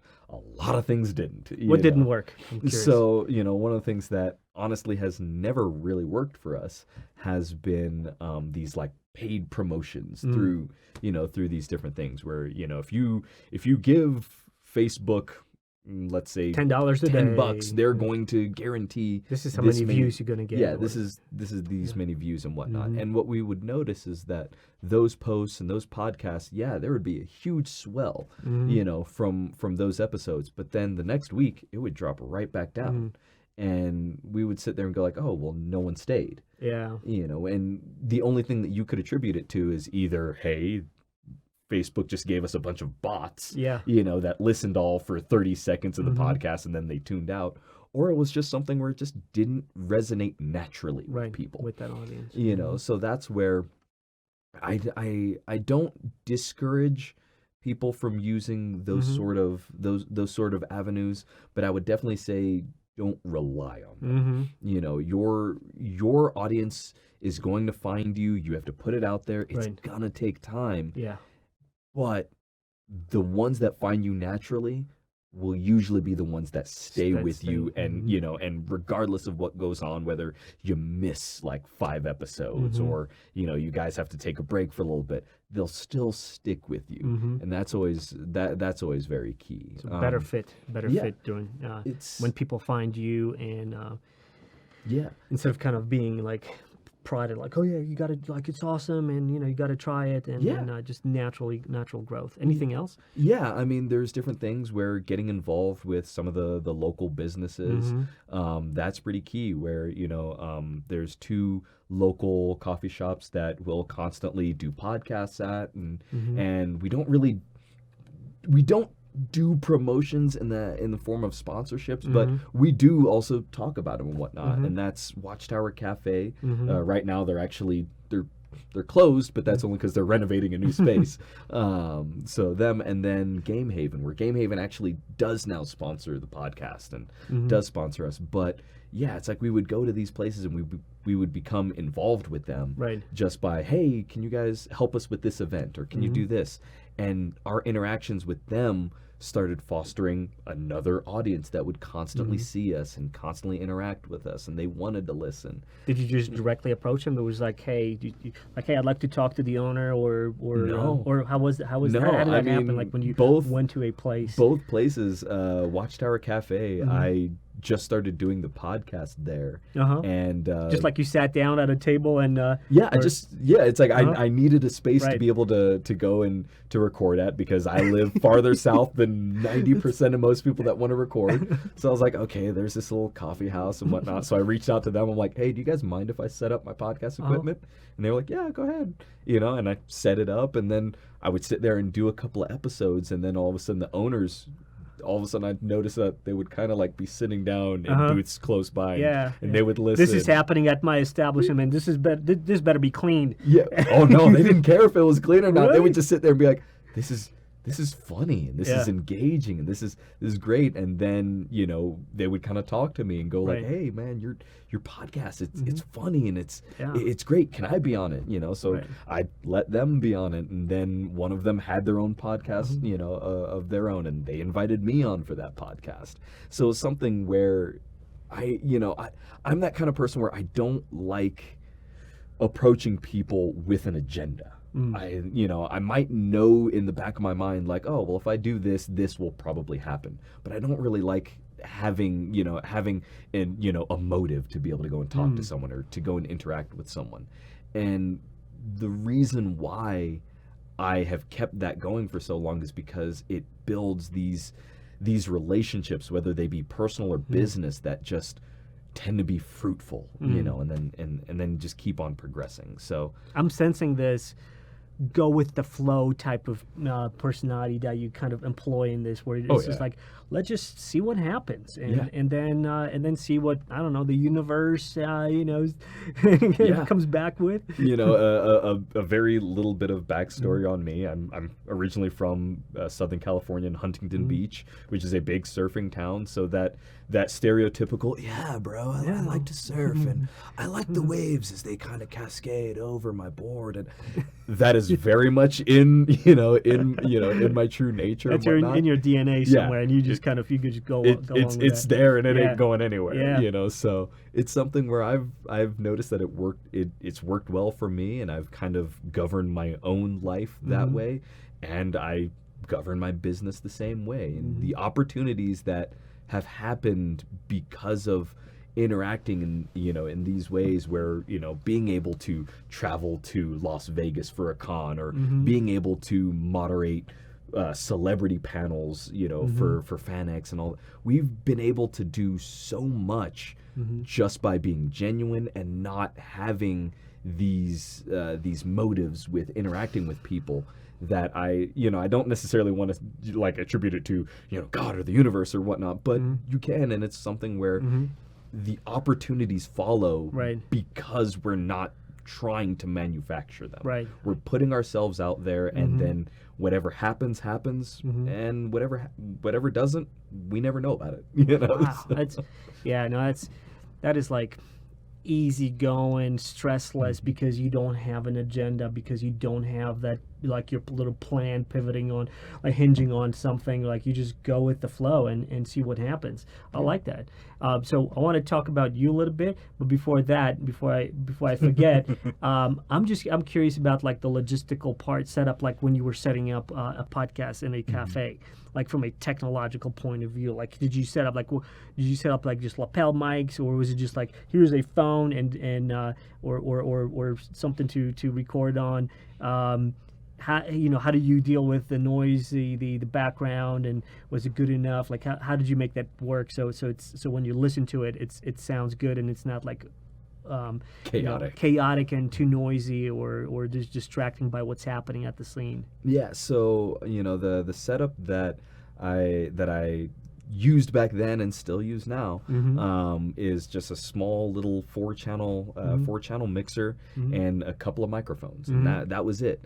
We never really tried to block out a ton of the sound and whatnot, because what I would do, and I still hold it true to this day, is that if we're going to be at one of these locations like a coffee house or whatever have you, those sounds that are going on, as distracting as they might be, that's the ambiance that you're choosing to feel and whatnot. And with different people's personality, you start realizing that the surrounding kind of helps govern the mood of the episode. Right. So when the espresso machine kicks on and and it's loud and it just you sit there and go like, okay, well, sometimes we might pause for a quick second so that way it finishes. Right.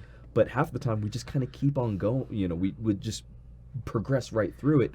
And it's something where the audience, as frustrated as some people might be, they know that it's a truly unedited podcast, that we are being ourselves. And half the time they would sit there and then they would have their own little mini games. I'm like, who's over at the register this time, or whatnot, or like, ooh, I wonder what's being made. There were so many games that started happening with the background of different episodes. There were drinking games that would go on because they would start hearing like, oh, a Super Saiyan for Roger, and people would all of a sudden email me like, hey, just letting you know we listened to this in a party of people and we made a drinking game based off of what was going on in the background. And I'm like, perfect, let me know the drinking game and let's have fun with this. I want to do a podcast like that somewhere at a venue, and then just invite someone like random, someone who's like, hey, that's an interesting person. Let's try to talk to them. What do you think about that? Yeah, I mean that's possible, and we've actually done that before. Where I've had people on that I did my research and we were sitting there talking and whatnot. We had the podcast episode, and I've had people walk up and go like, "What are you guys doing?" Yeah, and I'm like, "Oh, we did a podcast." And I'm like, "Do you mind if I've always wanted to do one?" And I'll be like, let's sit down. I don't know anything about you, but let's do this episode, And some were really good, and other some ones were really bad. Not so much. I mean, that goes into what you were saying, that preparation ahead of a podcast, right? Where you where you're going to be sort of like you know a little bit more about that person, so you got those talking points and kind of like things that are interesting to that person to get them talking and kind of peeling off those layers, which is what you don't get when you have a random stranger just kind of sit at the table and start talking. Yeah, and but at the same time, you never know what you get. You never know, right? Exactly. Yeah. And there was one person in particular. I'm blanking out on their name right now. But I remember I had just gotten done with an episode. I was tired. I didn't I didn't want to do anything else other than go home. And all of a sudden they caught me and they're like, "Hey, you were doing a podcast, right?" I'm like, "Yeah, I was doing a podcast." And like, do you mind if we do a podcast real quick? And I'm like, "Okay, sure. Let's do this." And they wound up sitting down and like doing a podcast for them was effortless. And I just sat there. I was like, oh my gosh, this is exactly what I needed. Yeah. Just this last little bit, we talked about some anime, we talked about movies and whatnot. And I was just like, personally, this is what I needed, because I was going home, I was tired, and I was just ready to just be done. But you delivered exactly what I personally needed. I'm totally growing into I'm trying to choose my words here. Let them flow. Yeah. No, I think what I wanted to say is that I want to do it. I'm a little bit anxious about it because I'm just starting, and I kind of like to have kind of lean on the preparation part. Mm-hmm. But I totally see that doing something random like that, talking to someone who you don't know anything about, and discovering an interesting person, and then discovering maybe a person who is not interesting during that podcast on that day. You Yeah. never know. Everybody has ups and downs. But I would love to try that and put myself out there, because it's just so out of my comfort zone. Yeah. And so when you brought it up right now, I was like already like I was like seeing myself in a cafe and with you across the table and just like talking to someone. I think that would be awesome. I'm willing to give it a try. I'd love to be a guest on your podcast, and then co-hosting something like that. Yeah. I mean, it definitely throws you into this environment where, just like we were saying way back when, where you got to think on your feet. Yeah. You got to be ready for whatever comes across your plate. Actually, as we were kind of talking back and forth, I actually do remember specifically, what was this, maybe a year and a half, almost 2 years ago, I got invited to go out to Snake River Fandom Con out over in Pocatello, Idaho. And they knew that I did a podcast, so of course I went up over there and just did a podcast, and we brought out some friends and things like that. But then I actually sat down, and while we were all kind of like having fun, I just set up the microphones and I just started inviting whoever they wanted to go and be on the podcast. So of course I had the con director and owner show up on the podcast, and that one was pretty good. But then I wound up having a writer that just saw me across the way. I was like, oh, let's be over on the podcast, and I had no idea what what was going on. So I remember sitting there like, hey, okay, so my name's Stephan. What's your name? Great, that's fantastic. So tell me something about yourself that I really would not have guessed right now. They're like, I'm a writer, and I went, now we have something to talk about, and it was just boom, we got into it.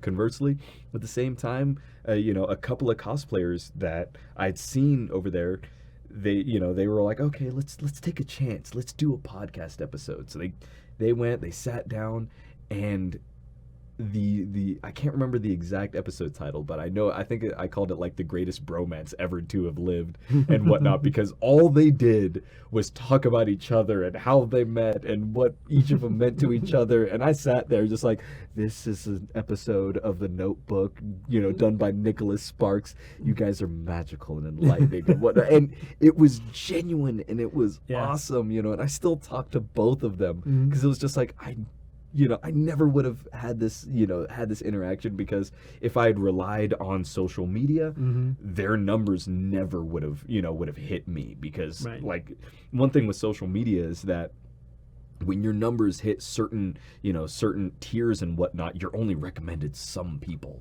and whatnot. So, so they might have never crossed my path. And then they're over in Pocatello, Idaho, which is very, very small. So geographically, they also never would have been put across my path. So it's something where just kind of putting yourself open in these situations and going like, this is either going to be really good or this is going to be awkward, and I'm going to have to fight myself through it. You never know what you're going to get, and guaranteed you're going to come back with a story, whether good or bad. Good or bad. I was talking to a future guest today, and she's a teacher from New Hampshire, and we were talking about or educator, as she put herself out over there, because fine line over there. And we were talking about like how you learn from failure. And actually she used a term that I really liked, which was failing forward.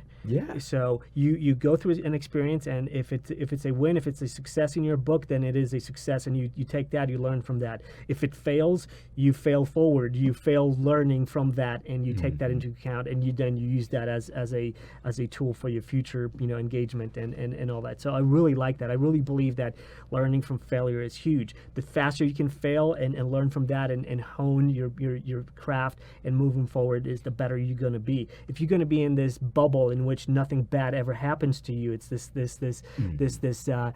sterilized vacuum, then yes, you'll be safe, but then no greatness will come out of that. Nothing great, nothing intriguing will happen. And one of the things that I personally have always clung on to is that my failures are always things to be, to be learned from, but never to be abandoned. I never have something that, didn't work or I failed at and whatnot, and then abandon it completely. I'll always take a facet of it and going like, you know what, the entire thing didn't work, but this aspect, I bet if I try, I can make it work. That's honestly one of the things that I learned through stand-up comedy is like you'd sit there and you'd perform something and like the story, it's funny, you just have to find the right words, the right cadence, the right rhythm, and whatnot. And night after night you go up and it's like it fails, like no one's laughing, everyone's just sitting there looking at their phone and whatnot.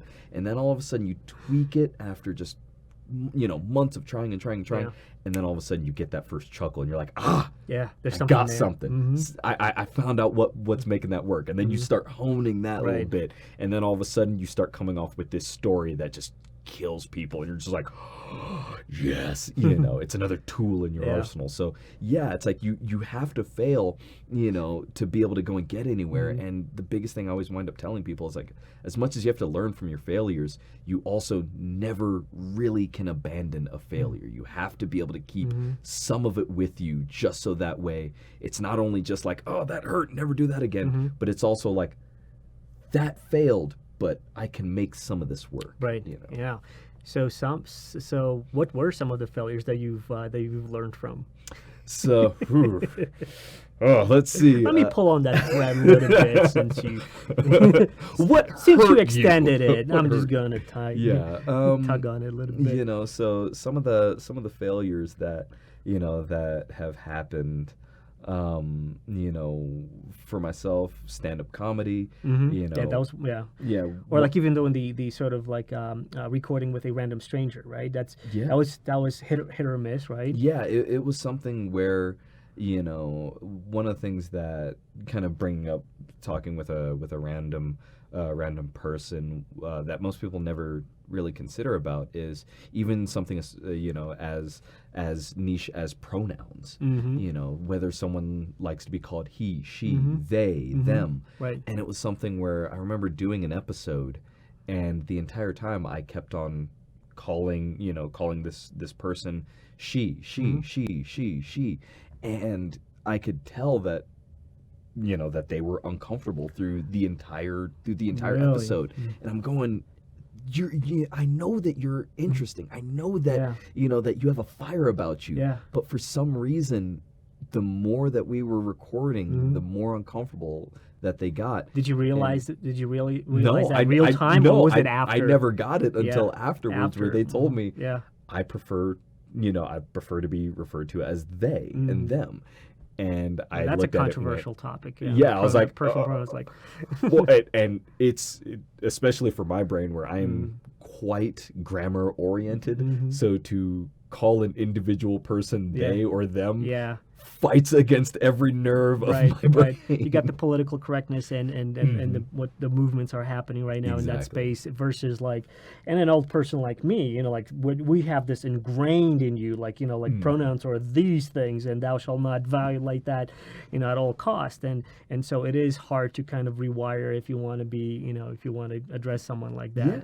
And one of the reasons why, it is such a failure, most people stop at as far as the, the they, them. Okay, well, you stepped on a landmine, you shouldn't have gone and done that. But like I was saying, that person was uncomfortable, and you could tell from the conversation that it was uncomfortable. And odds are anyone that was listening to that episode that has those same pronouns, they also were uncomfortable. Right. So it's something where you never know the effect where your failure, as you might attribute it to this small of a failure, yet for someone else it's this gigantic blight. So it's something where you can never necessarily downgrade how much a failure necessarily was. All you can do was recognize it and start learning from it. Although I can see how, like, if it's a, especially on a audio part of the podcast, right, the people who listen to, and they don't have the contextual, imagery with it. Like, they don't have the video to look at, and you're addressing someone and you call they. Like, when you're just listening to it, they might actually think that you are talking to plural, people. So that could be even, exactly compounding that issue on a. podcast that people there's listen so to. many different things that, one of the things that a lot of people are always afraid about, and I get asked constantly is like, oh man, there's so many things to look out for and to be afraid of. And how do you navigate that? I'm like, you can't let all of the unknowns out there stop you. Yeah. You're gonna make mistakes, you're going to trip over yourself, and sometimes you're going to have something happen where, 5 minutes, a week after, it doesn't really matter. You're going to be having your hands in your head, and you might even start breaking down and start crying because of it.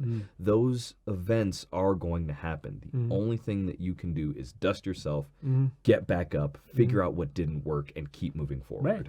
Yeah, I mean, it's again being part of being authentic, and everyone is entitled to their opinion, that's why I think podcasts like Joe Rogan stuff, and I know I'm like a broken record right now with Joe Rogan, but I am really inspired by his stuff. I really think that what you're doing, talking to interesting people, what I'm doing, talking to interesting people, and who are not like these celebrity status yet.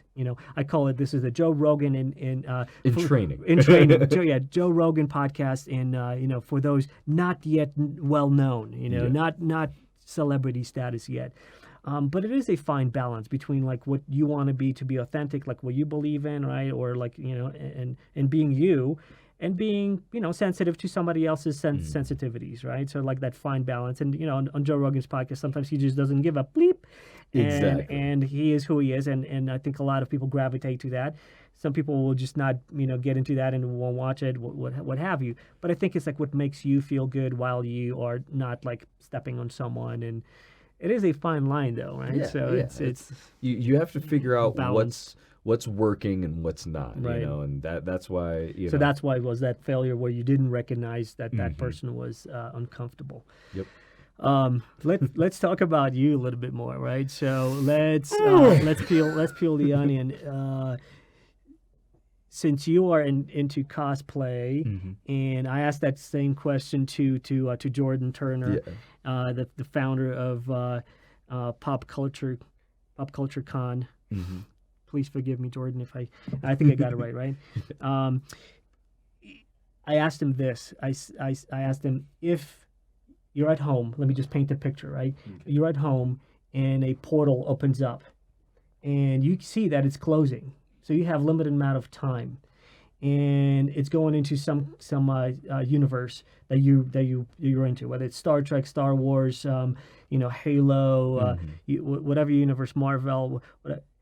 What do you pack? You got like literally a couple of minutes. What do you pack in your backpack? What would I find in your backpack? Before you jump right in.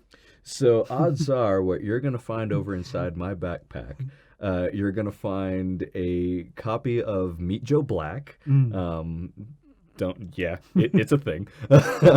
Your odds are you're probably going to go and find a rope, a small X-Acto knife. You'll also find a Betty Crocker cookbook. And let's see. What else am I grabbing? Okay, let me see. What universe are you? What universe did appear? Oh, I'm going to Dragon Ball Z, which is an anime. Okay. All right. It's like I'm going there because I can fly and I can shoot stuff out of my hands, and it's something that I want to have happen. I'd say those ones you'd probably go and see, and then like if I have any other thing. This might sound weird. A toothpick. Perfect. A toothpick. I'm bringing a toothpick. And when a toothpick has so many uses that most people just that's so throw it away. MacGyverish of you. So why little X-Acto knife? So an X-Acto knife, it's something where you can do something as as large as being able to. To help skin, an animal that you might have caught. It's a great tool as far as putting clothes together, being able to put different materials together. If you want to fashion rope out of vines and whatnot, you need a cutting tool. It's a fan. Yeah, it's you need to have a blade on you. Exactly. It's a very versatile tool, and the other thing is it's so transportable. You can easily have it over inside your pocket. So it's something where I've been to so many different conventions, and then conversely, so many different other arenas and ventures that having an X-Acto knife inside my pocket In some cases have been the difference between comfort and discomfort, and then in other areas have literally saved my life. So Well, it's interesting. I definitely believe in having a blade on you for survival purposes. I subscribe to that. Meet Joe Black book with you in Dragon Ball Z universe. It's Why? So Meet Joe Black is my favorite movie because it has pretty much everything that you really, really want out of a movie. It's got drama. Mm-hmm. If you're a father or at least have fatherly tendencies, that movie will make you cry. So it's my movie of like, I need to feel emotion. I'll put it on, and my wife hates it because I'll get through the entire thing like, okay, and then the last 5 minutes, okay, So it does that, and then it's got some of the funniest moments of just like Brad Pitt going and having peanut butter over on a spoon. It's great. As he great plays thing. Death. Spoiler alert. Yeah, he is Death. So it's great. So it's one of those where you want a movie that is not only going to entertain you, as far as like it's intriguing, but it makes you have these different feelings, and it's one that I've put on for so many different people, and I've taken battle-hardened Marines, shown them that movie, and they've gone like, I love this movie. Yeah. So yeah, if I'm gonna have a different, if I'm gonna have a movie in any scenario in a different universe, it's that one. So you would take it with you on an off chance that you needed that emotional moment in Dragon Ball Z universe. Oh yeah, that or a good laugh. All right, who wouldn't? And this is kind of morose, but who wouldn't find seeing Brad Pitt, a very young Brad Pitt, get hit by two different cars? Very funny. Yeah. When he ragdolls through the air. Trust me, I've played that part for so many people, and the ones that never expect it coming, it's like, oh, that's funny. I didn't expect that. That was jarring. Wow.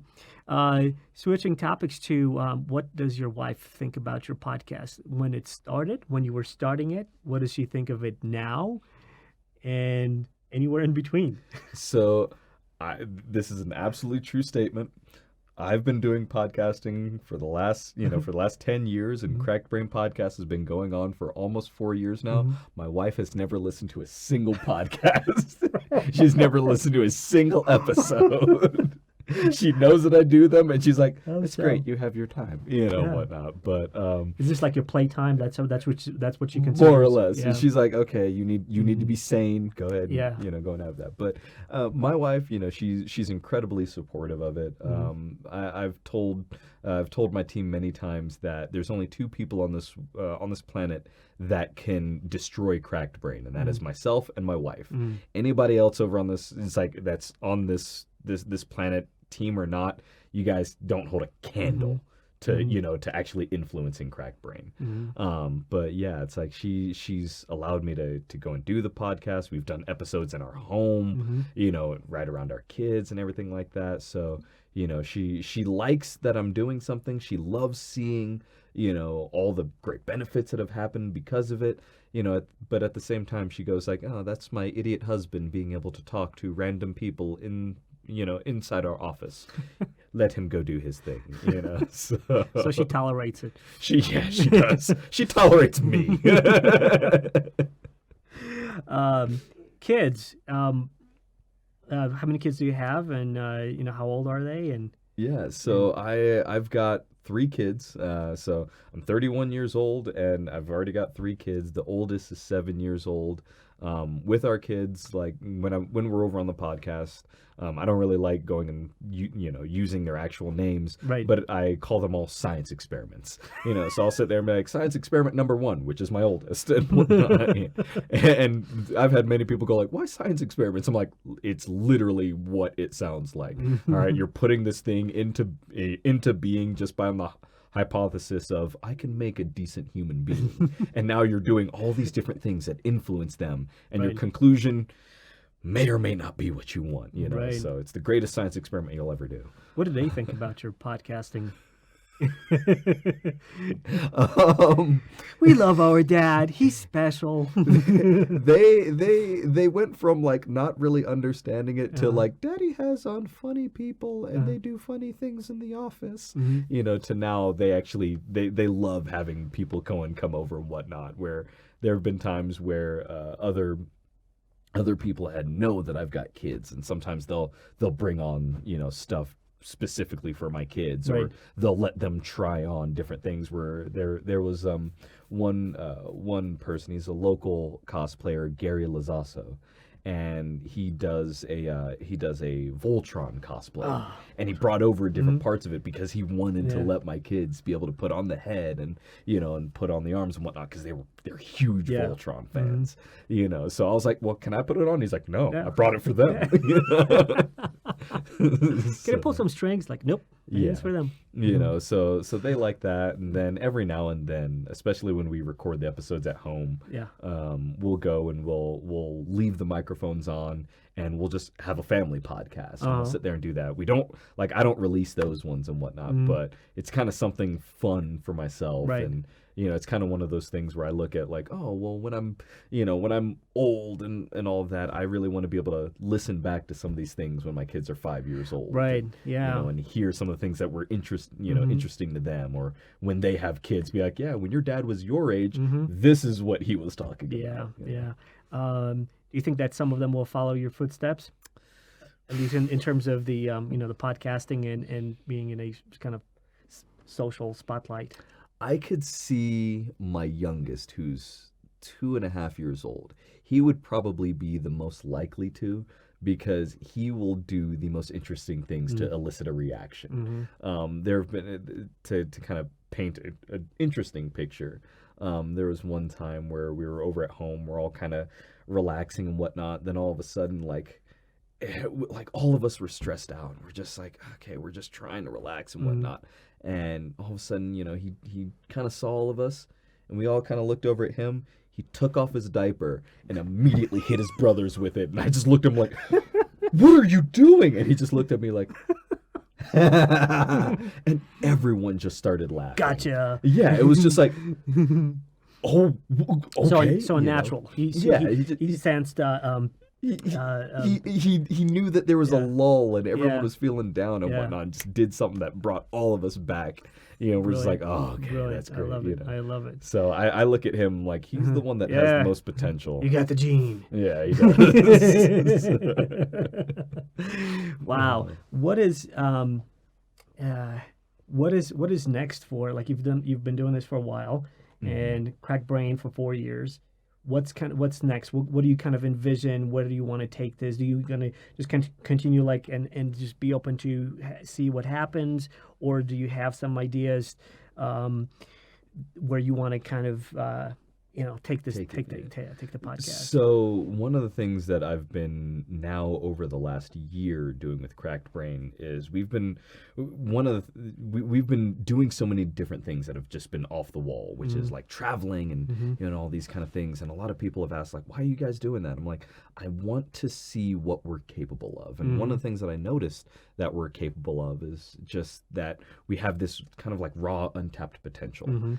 So one of the things that now I've just started fostering is getting the group going, like, okay, we've been doing YouTube videos for gaming and we've been doing podcasts. Now those are easy for us. We need a challenge. Right. So now we're starting to think up, and start to create productions as far as like music videos for bands and, doing these other like little mini shorts and things like that. Even as far as we're definitely not able to go and talk about it yet, but we're now starting to getting an animated show, going and whatnot. So, we're trying to open ourselves because we know that we know that there's something special about us, and that You it's got gonna the potential. You it's like- got the dynamic of the team. Exactly. It's like we've got the dynamic, we've got the drive for it. Now we just have to commit ourselves to the grindstone and just start plugging away. And rather than having the like, oh, we're gonna get there within 5 years, it still has a little bit of that freewheeling spirit of like, we'll get. It's like it'll happen when it happens. But for us, the journey is what we're trying to savor and what we're trying to to keep within us. So yeah, it's like we're gonna be trying to do some more things as far as traveling and as far as podcasting, but opening ourselves up to now other areas of production is pretty key. You mentioned something to me, but I don't want to bring it up because I'm not sure if it's a top secret project yet. But creating little shorts. It's the Uber stories, isn't it?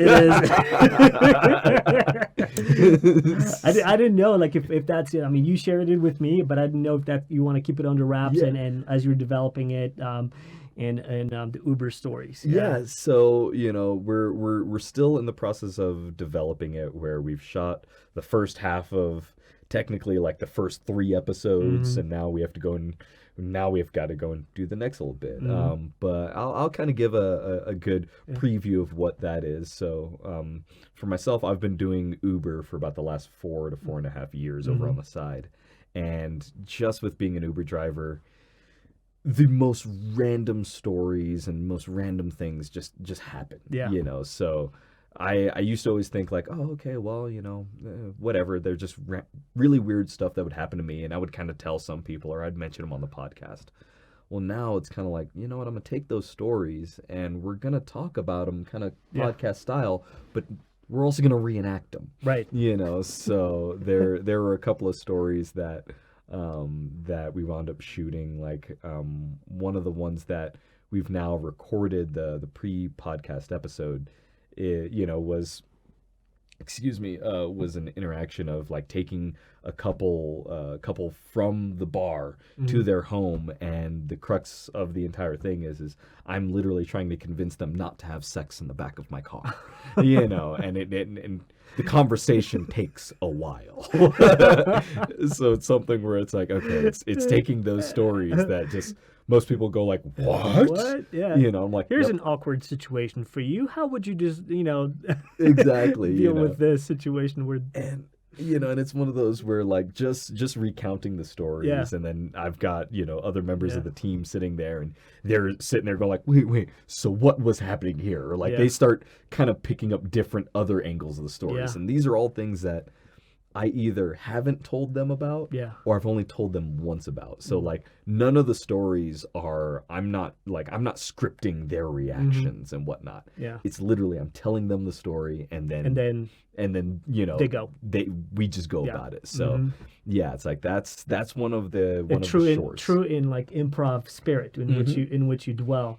Yeah. And so whoever's watching this show and or listening, in the comments section, I would love to, like, if you have an interesting Uber story or Lyft or like those kind of it's post them in the comments, because it's going to be maybe there's like, I know at least a couple of individuals who are like drivers on Uber, and they had stories that I was like, what, that you're making this up, this is just crazy, this is not happening, right? So what a great source of like exactly storytelling. Well, and it's one of those where like we actually do have a segment over at the end where we do encourage people like, hey, if you have your own stories, go and send them into us, and you just put in, like, you guys can even do that now, contact at thecrackedbrain.com and send us your stories. Some of them we'll read, other ones of them we're going to actually reenact as we go and we do this. So it's something where I haven't ever seen the reenactment for most Uber stories, and most everyone has an Uber story, whether they're a driver or a rider, so it's something where it's like, okay, well, there's something that there's some things that we can't do, but for the most part, we can go and have some fun with these and whatnot. And it's not like all these rideshare things are going away, so odds are we're going to have content for a long time. I mean, I think that's going to be endless. Again, that kind of, to me, this just kind of riffs off of this, putting yourself out there and experiencing life as it is, and then just getting some of those interesting stories and out. And I think actually I was watching something on Netflix. It was Coen Brothers. It was like stories from the Wild West, and it was just like shorts, like literally like Yeah. tiny little events in different settings, and just interesting stories. So now this is sort of like the modern version of this. Yeah, it is, and one of the things that I've tried to encourage with everybody out there, as they've asked, because people always sit there, and I'll over on Twitter I'll post these stories or like these little blurbs. And they're like, "There's no way that happened. Yeah. There's Like not a urban chance." myth. I'm like, and I'm sitting there going like, guys, I'm never making any of this stuff up. Yeah. Like what happens to me quite literally happens to me, and there are some great stories, and then they're funny, and then there's other ones that are straight scary, and I'm like, one of the reasons why I put all these stories out there is because you'll see the good things, but I want you also realizing for the bad. But the biggest thing, is like we've kind of been saying, is putting yourself out there. Yeah. When you put yourself out there, things happen, and that's how you get stories as an individual. Yeah. If you only keep yourself in a bubble, you're never really going to experience things. And that's another thread that I'm going to pull on, because you mentioned something to me in terms of like putting yourself out there. You traveled to Japan. Yeah. The first time I traveled to Japan, I was 16 years old, and I'd been learning Japanese since middle school at that point, and I've always had this love of anime and and Japanese culture ever since I was about like 6 or so years old, and just had some family friends that they went every single year. So I was like, all right, well, I'm gonna save up all my money, and I want to go with them. And luckily my best friend also came out with me. So we went out over to Osaka, Japan, and two 16-year-old boys over in Osaka is a very dangerous thing. Like we definitely found some mischief, but like it was something where that trip opened my eyes, and I was like, oh my God, this place is amazing. It's fantastic. Even to the point of the last day of our trip, my friend and I were both looking at each other and just going like, we have our tickets in hand, and we're like, we should just set fire to this. We do not need to go home. We will figure a way to make this work, because we just both absolutely had a blast there. So what were some of the eye-opening experiences that you had over there that you'd like to share, like with someone like, hey, this is what happened? Yeah, like one of the funny things that have gone on, and I've recounted a few times, but we had gone over to Kyoto, and one of the things that Kyoto is most known for is that's where most people can find geisha. Yeah. Because geisha is still a current practice. I thought you were just going to say beautiful architecture, but oh no, well, I'll get to that in a bit. But yeah, like the geisha, it's something where they were thought of as prostitutes and then secret keepers and all these different little things. Well, like I said, they're still held true to modern times. So when we went to Kyoto, we're like, okay, well, let's see what we can find. So we were walking around during the daytime, and you would find all these people dressed over in kimonos and whatnot. And we're like, these are geisha. And our friends were like, these are not geisha. These are fake geisha. Trust me. The real geisha happened at a very specific time of day, and it's almost like a hunt. And we're like, can't happen. There's no way that's going to be a thing. And all of a sudden, like 6 o'clock rolled by. It was getting like a little bit darker and whatnot. And all of a sudden, we started noticing that like taxi cabs were on every single corner. And my buddy and I are like, what is going on?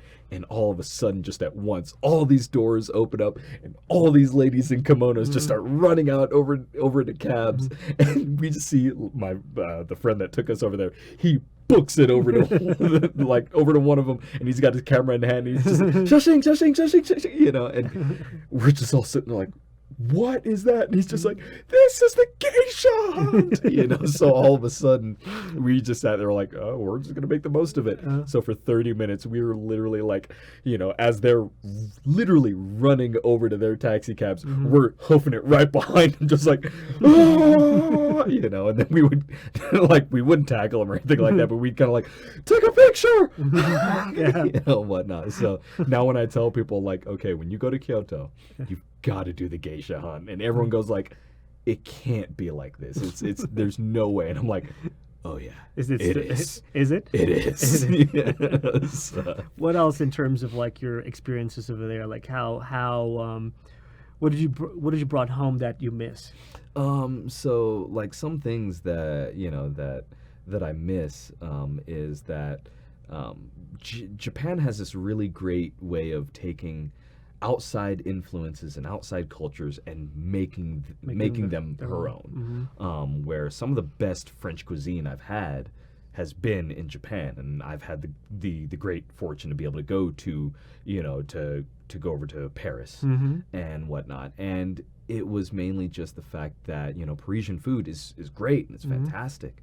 But there were certain aspects that just the Japanese had their own kind of twist on it that I was just like, ooh, it hits your palate in a different way. Is it the twist, but is it also like the perfection that they strive at, or was it mainly like the twist? A lot of it is that laser focus to perfection. It's trying to go and get the potential of something and try to bring that as much to the surface as possible. Yeah. Where most people have seen the different documentaries that have been out there on Japanese cuisine, and that's one aspect of it, that laser focus to bring out the perfection. And and to endure this training and this lifestyle to be able to make it happen. But the other part is that the immense care that goes into providing a great meal for the common person. Where Jiro dreams of sushi is something where yes, he makes fantastic sushi. It is by far the best best in the world, and the waiting list to be able to get there is quite honestly a decade long. But there are so many other places to be able to go and have great sushi or great ramen or great tonkotsu that you get over there, and oh my god, it tastes so fantastic because they found like, ooh, I'm gonna make it like this and I'm gonna hone it until all of a sudden it's just this juggernaut of a meal that that you have, and you're just like, I'm in love. So, I have fond memories of Japan as well, and the culture. I think it's focus on perfection. Even going back to the samurai age, where you had making the swords, the whole perfectionism in terms of like folding metal in order to making it perfect, and so that's kind of like ingrained in the culture, and that's what they kind of whatever they do it with this ultimate focus and perfection in mind, and that's kind of like the make it perfect, or try to make it perfect, or go home. Exactly. Well, it's like also just the determination of I have a task and I'm going to do it. I'm not going to I'm not going to belittle myself or the task itself by not putting my all into it. It's one of the chief things that I love about even just the workman's mentality there. It's like you might have a job that it's you're stuck in an office and you're just like, god, I'm frustrated by this job. But most people don't just like they don't relax in terms of like, I'm just only going to give like 10% of effort into this job. Most of it's like, I'm going to give as much as can be. And thus the employers and your bosses, they expect that out of you. But once they expect it out of you, they also reward you in kind as well. So at the end of the week, when you've been working your butt off and you're tired and you're stressed and whatnot, everyone goes out and they all have a killer time over at a bar, and all of a sudden like everyone is relaxing. Work hard, play hard. Exactly, yeah. And you notice that your boss that's always cracking down on you and is always this mean, stubborn guy, all of a sudden has got is 4 beers in, 2 shots of sake in, and you both are just singing your to your life's content. Or, you guys go over to over to a batting cage, and you guys are all just like, I'm gonna hit it far, and you do that, and you have this immense fun. So it's taking that immense dedication and that workmanship, but also being able to go and have the rewards based off of it too. What a two sides of the polar opposites, right? Yeah. Like work hard, play hard. Mm. What would you say like the top three things that you take away as like memories from Japan? I don't know, there's probably 3,000 of them, so it's like I'm putting you on the spot over here to kind of bubble them up into. But if it's like, I would go back because of these three awesome memories or three awesome whatever it is that would take you back over there. Yeah. So the top three things I can think of. First is the generosity. After I was 16, when I was actually 18, I decided to actually move to Japan. Mm-hmm. And honestly, didn't really prepare for it whatsoever. It went from, you know what, I don't really feel like floundering, the next couple of years over in college trying to figure out what I'm gonna do.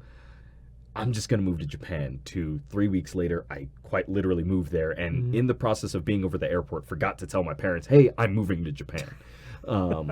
So something where it's like I went there without, an active plan. And quite honestly, for the first 2.5 months, I actually was homeless. Like I didn't have a place to stay. I didn't have a job. I was sleeping over on a park bench and whatnot, and over in some a kid's play area and whatnot. And then all of a sudden, people just started noticing me, and Right. Rather than try to like report me or anything like that, they would bring me food, and then they would kind of like give me some change. And then all of a sudden, one specific person, Yukio, they took really good care of me, and they're like, "Hey, I've got a place. You're more than welcome to stay in this extra room. We'll make sure you get fed, and then we're gonna find you a job." And then I was like, "Okay, great," And lo and behold, the job that they found me was actually in my wheelhouse of gymnastics, and something where I was like, oh, "Okay, this was great." And then that gymnastics facility had ties to gymnastics facility that I worked for before in in California. So I was like, "This is great," and whatnot. So it was something where the generosity of one person just made my trip there so much more valuable, and it kept happening. It wasn't just like, oh, it was one individual. No, it just kept on happening. I was having trouble finding my way around places, and police would sit there because they've got police boxes over on most corners. They would sit there and help me out, and everything. And people, I would walk over into a restaurant, and they'd be like, "Great, we're gonna here it is. We're going to order for you. We're going to show you what is actually really good here." Right. So the generosity I got in Japan was... That is an unbelievable was amazing. story. Yeah. That is... So... I sense a common thread where, if I may say so myself, where you're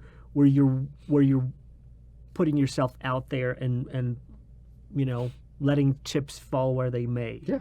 And see what happens. Yeah, I'm the kind of person where I won't say that I'm fearless in the aspect as far as like, oh, just the world, throw whatever you want at me and I'll weather the storm. Yeah. But I don't want to ever look back and go, I was afraid to take this chance, or I was afraid to do this thing. If there's something I want to do, I at least want to attempt it. And it's something where, yeah, I've had hardships. It's not like you can have this sort of mentality or this sort of life drive and always be able to come out over on top. When I tell people like, oh, well, I was homeless. I was homeless during the winter. It's cold, and when you quite literally only have the clothes that you're wrapped in, and then some over inside a bag, and you're cradling yourself basically in like underneath a slide in a park. Yeah, you have some really rough nights. Wow. And they're not fun, and they're nothing to sit there and and to romanticize. But if you do have those experiences and you're able to push past them, the possibility of the next best thing is that much greater. And on top of that, you also discover so much about yourself that it's just like, oh, well, I'm capable of this. Like, I know how long I can go without without food because I've been that way. Or when I look at a meal, I'll go like, well, I can eat that because I quite literally have eaten trash before. So yeah, bring it on. I don't care. That's food. Now, you said something about the unexpected. Mhm. This is something that was unexpected to me to hear this story because I know you mentioned to me Japan but I did not expect that that turn of events and how like being homeless and what a humbling experience. What a full life in the sense of like putting yourself out there and experiencing. That's just I don't want to be like I don't want to sound like I'm like kowtowing over here, but like it's like super brave and like it's that's not everyone can do that and I'm just gonna quickly steal the not the thunder but like just on that thread.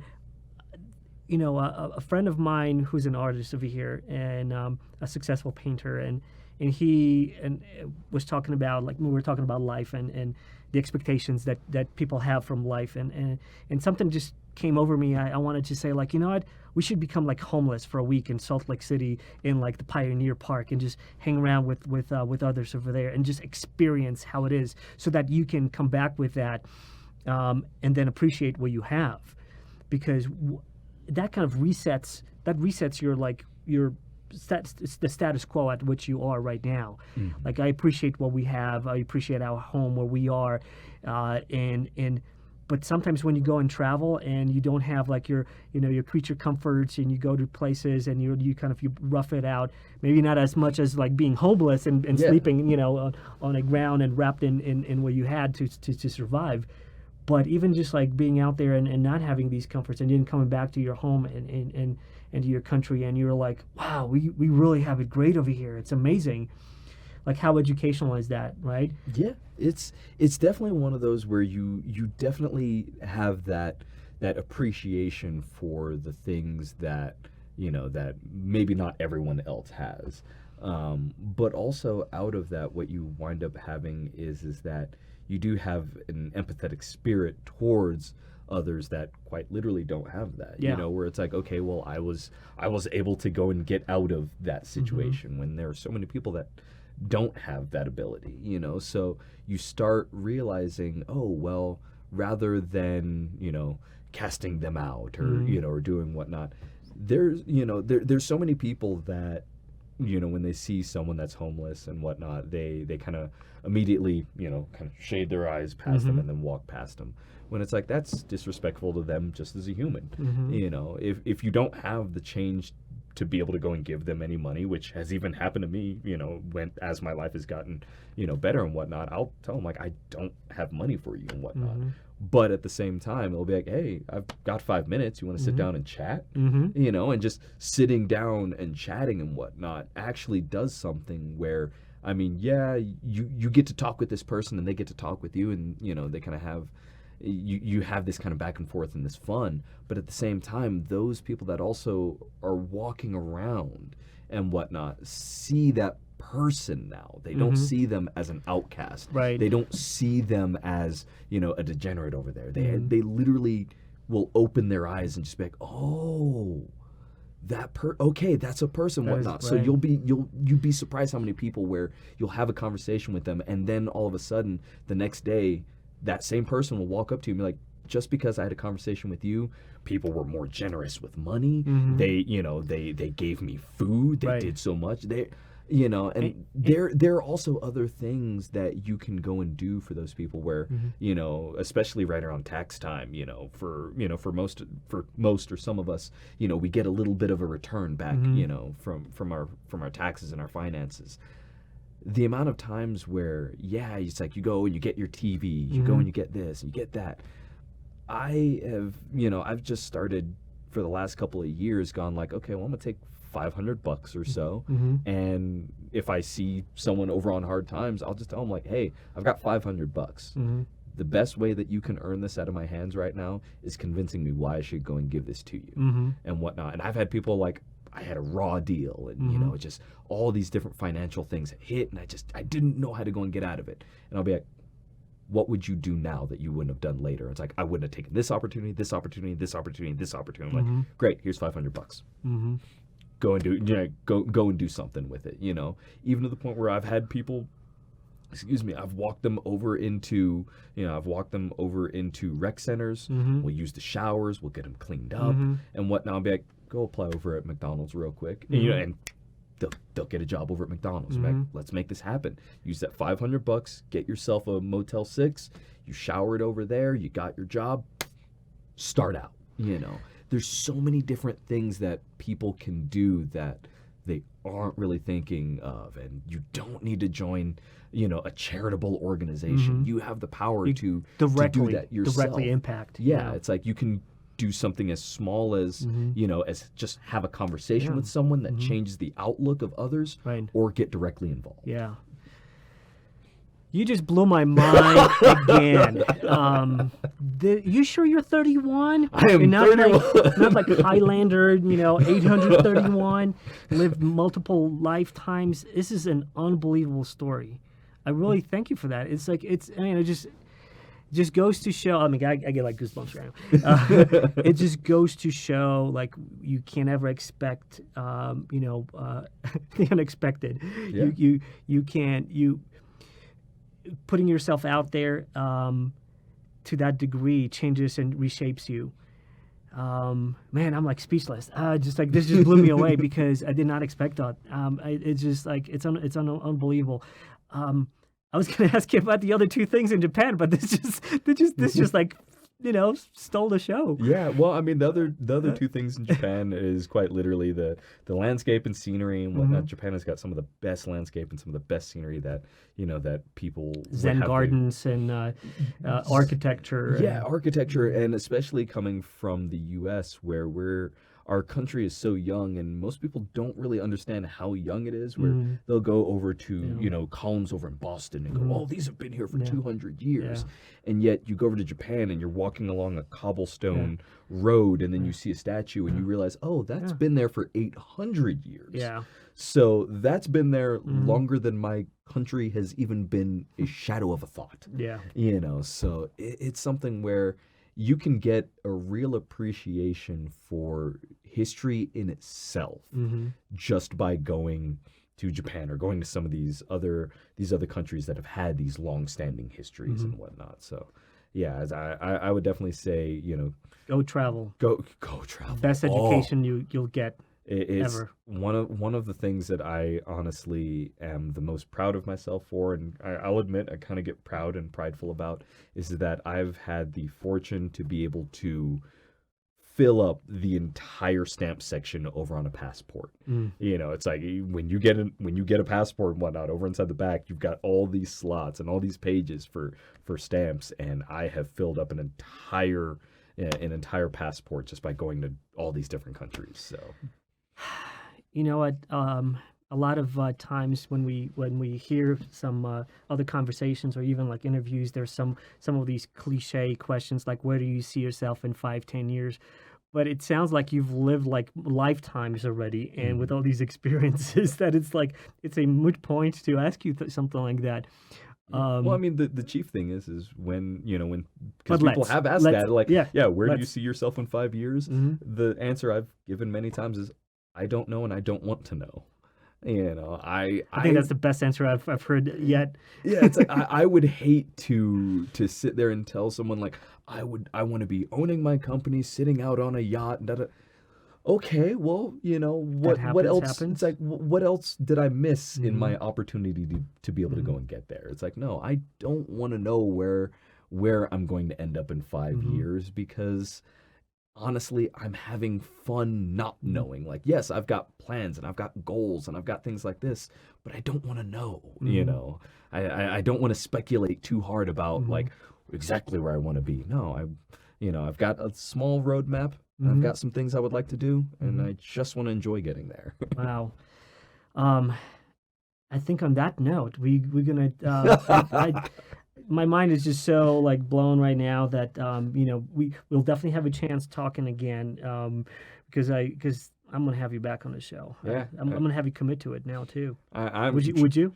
Yeah, I'm telling you right now, I'm an iceberg. We might have hit maybe about 0.05% of the stories and life experiences that I've had. Unbelievable. I thank you. I appreciate it. Stephan Watson, everyone. What an amazing podcast. Took us from talking about podcasting and how to's and the journey of making one and to life lessons to traveling and being homeless and being humble and being learning from all of that. Yeah. It's something for everyone. Thank you so much for being on the show. Yeah. And who are you going to recommend as the next guest from your troupe? Yeah, so first I want to say thank you for having me and whatnot. This has been a blast. It's always fun going on someone else's podcast. The people I would say for you to be able to sit down with and for everyone to kind of look up. There's a local individual, Kelly Pointer. He goes by the moniker SLC Green Arrow. He is a cosplayer, but his life story is it will change exactly how everyone sees themselves and how they see their aspirations, you know. And I really don't want to, I quite literally don't want to spoil anything for everyone. Perfect. So, you know, you'd have to go and bring them on and, you know, kind of go from there. And then the next one, I actually got the immense fortune to be able to speak with a voice actress from Australia, Amy Smith. And she is one where she's done some amazing work, and she's a fantastic vocal talent. She's one where if someone has been looking to do voice acting or just kind of take whatever they really wanted to be able to go and do, she's such an inspiration. And she's given me some great tips as well. Like I said, I've already had I've actually had both of them over on the podcast, but Amy Smith's episode has not come out yet. So you know that one will be in the relatively near future.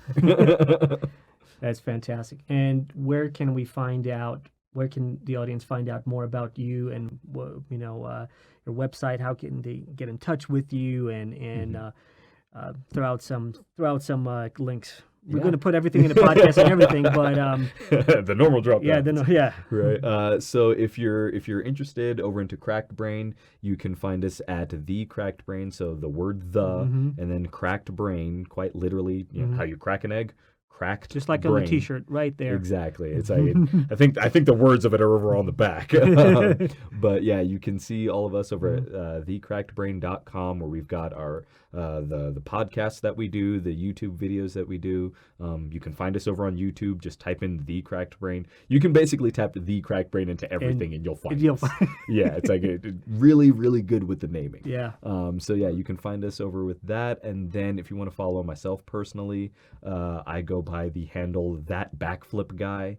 So yeah, there's stories there too. So yeah, you can follow me on Instagram, Twitter, all of them, and you'll see the normal goings on of the day to day of a very interesting and chaotic person. I know it's a lot. I mean, all I want to kind of conclude this with is a just moment of silence because it's just so much, and it was just so wonderful. So I want to just thank you again for like being here. You certainly changed my life. Just these stories, especially that I had some of these like. It's almost like I vicariously now lived through some of your stories. Yeah. And I would love to have you again on the podcast in the future and do some things to collaborate, and looking forward to see what the future may have in front of us. Like I said, anytime. You know me. I'm not. Well, you know me. I'm not too far. So. There you go. Thank you, brother. There we go. The world is full of interesting people with wisdom and extraordinary experiences to learn from. Join me on a journey to discover them, speak with them, and learn from them. I'm Adrian Sinclair, host of A Podcast with Interesting People at apodcast.com.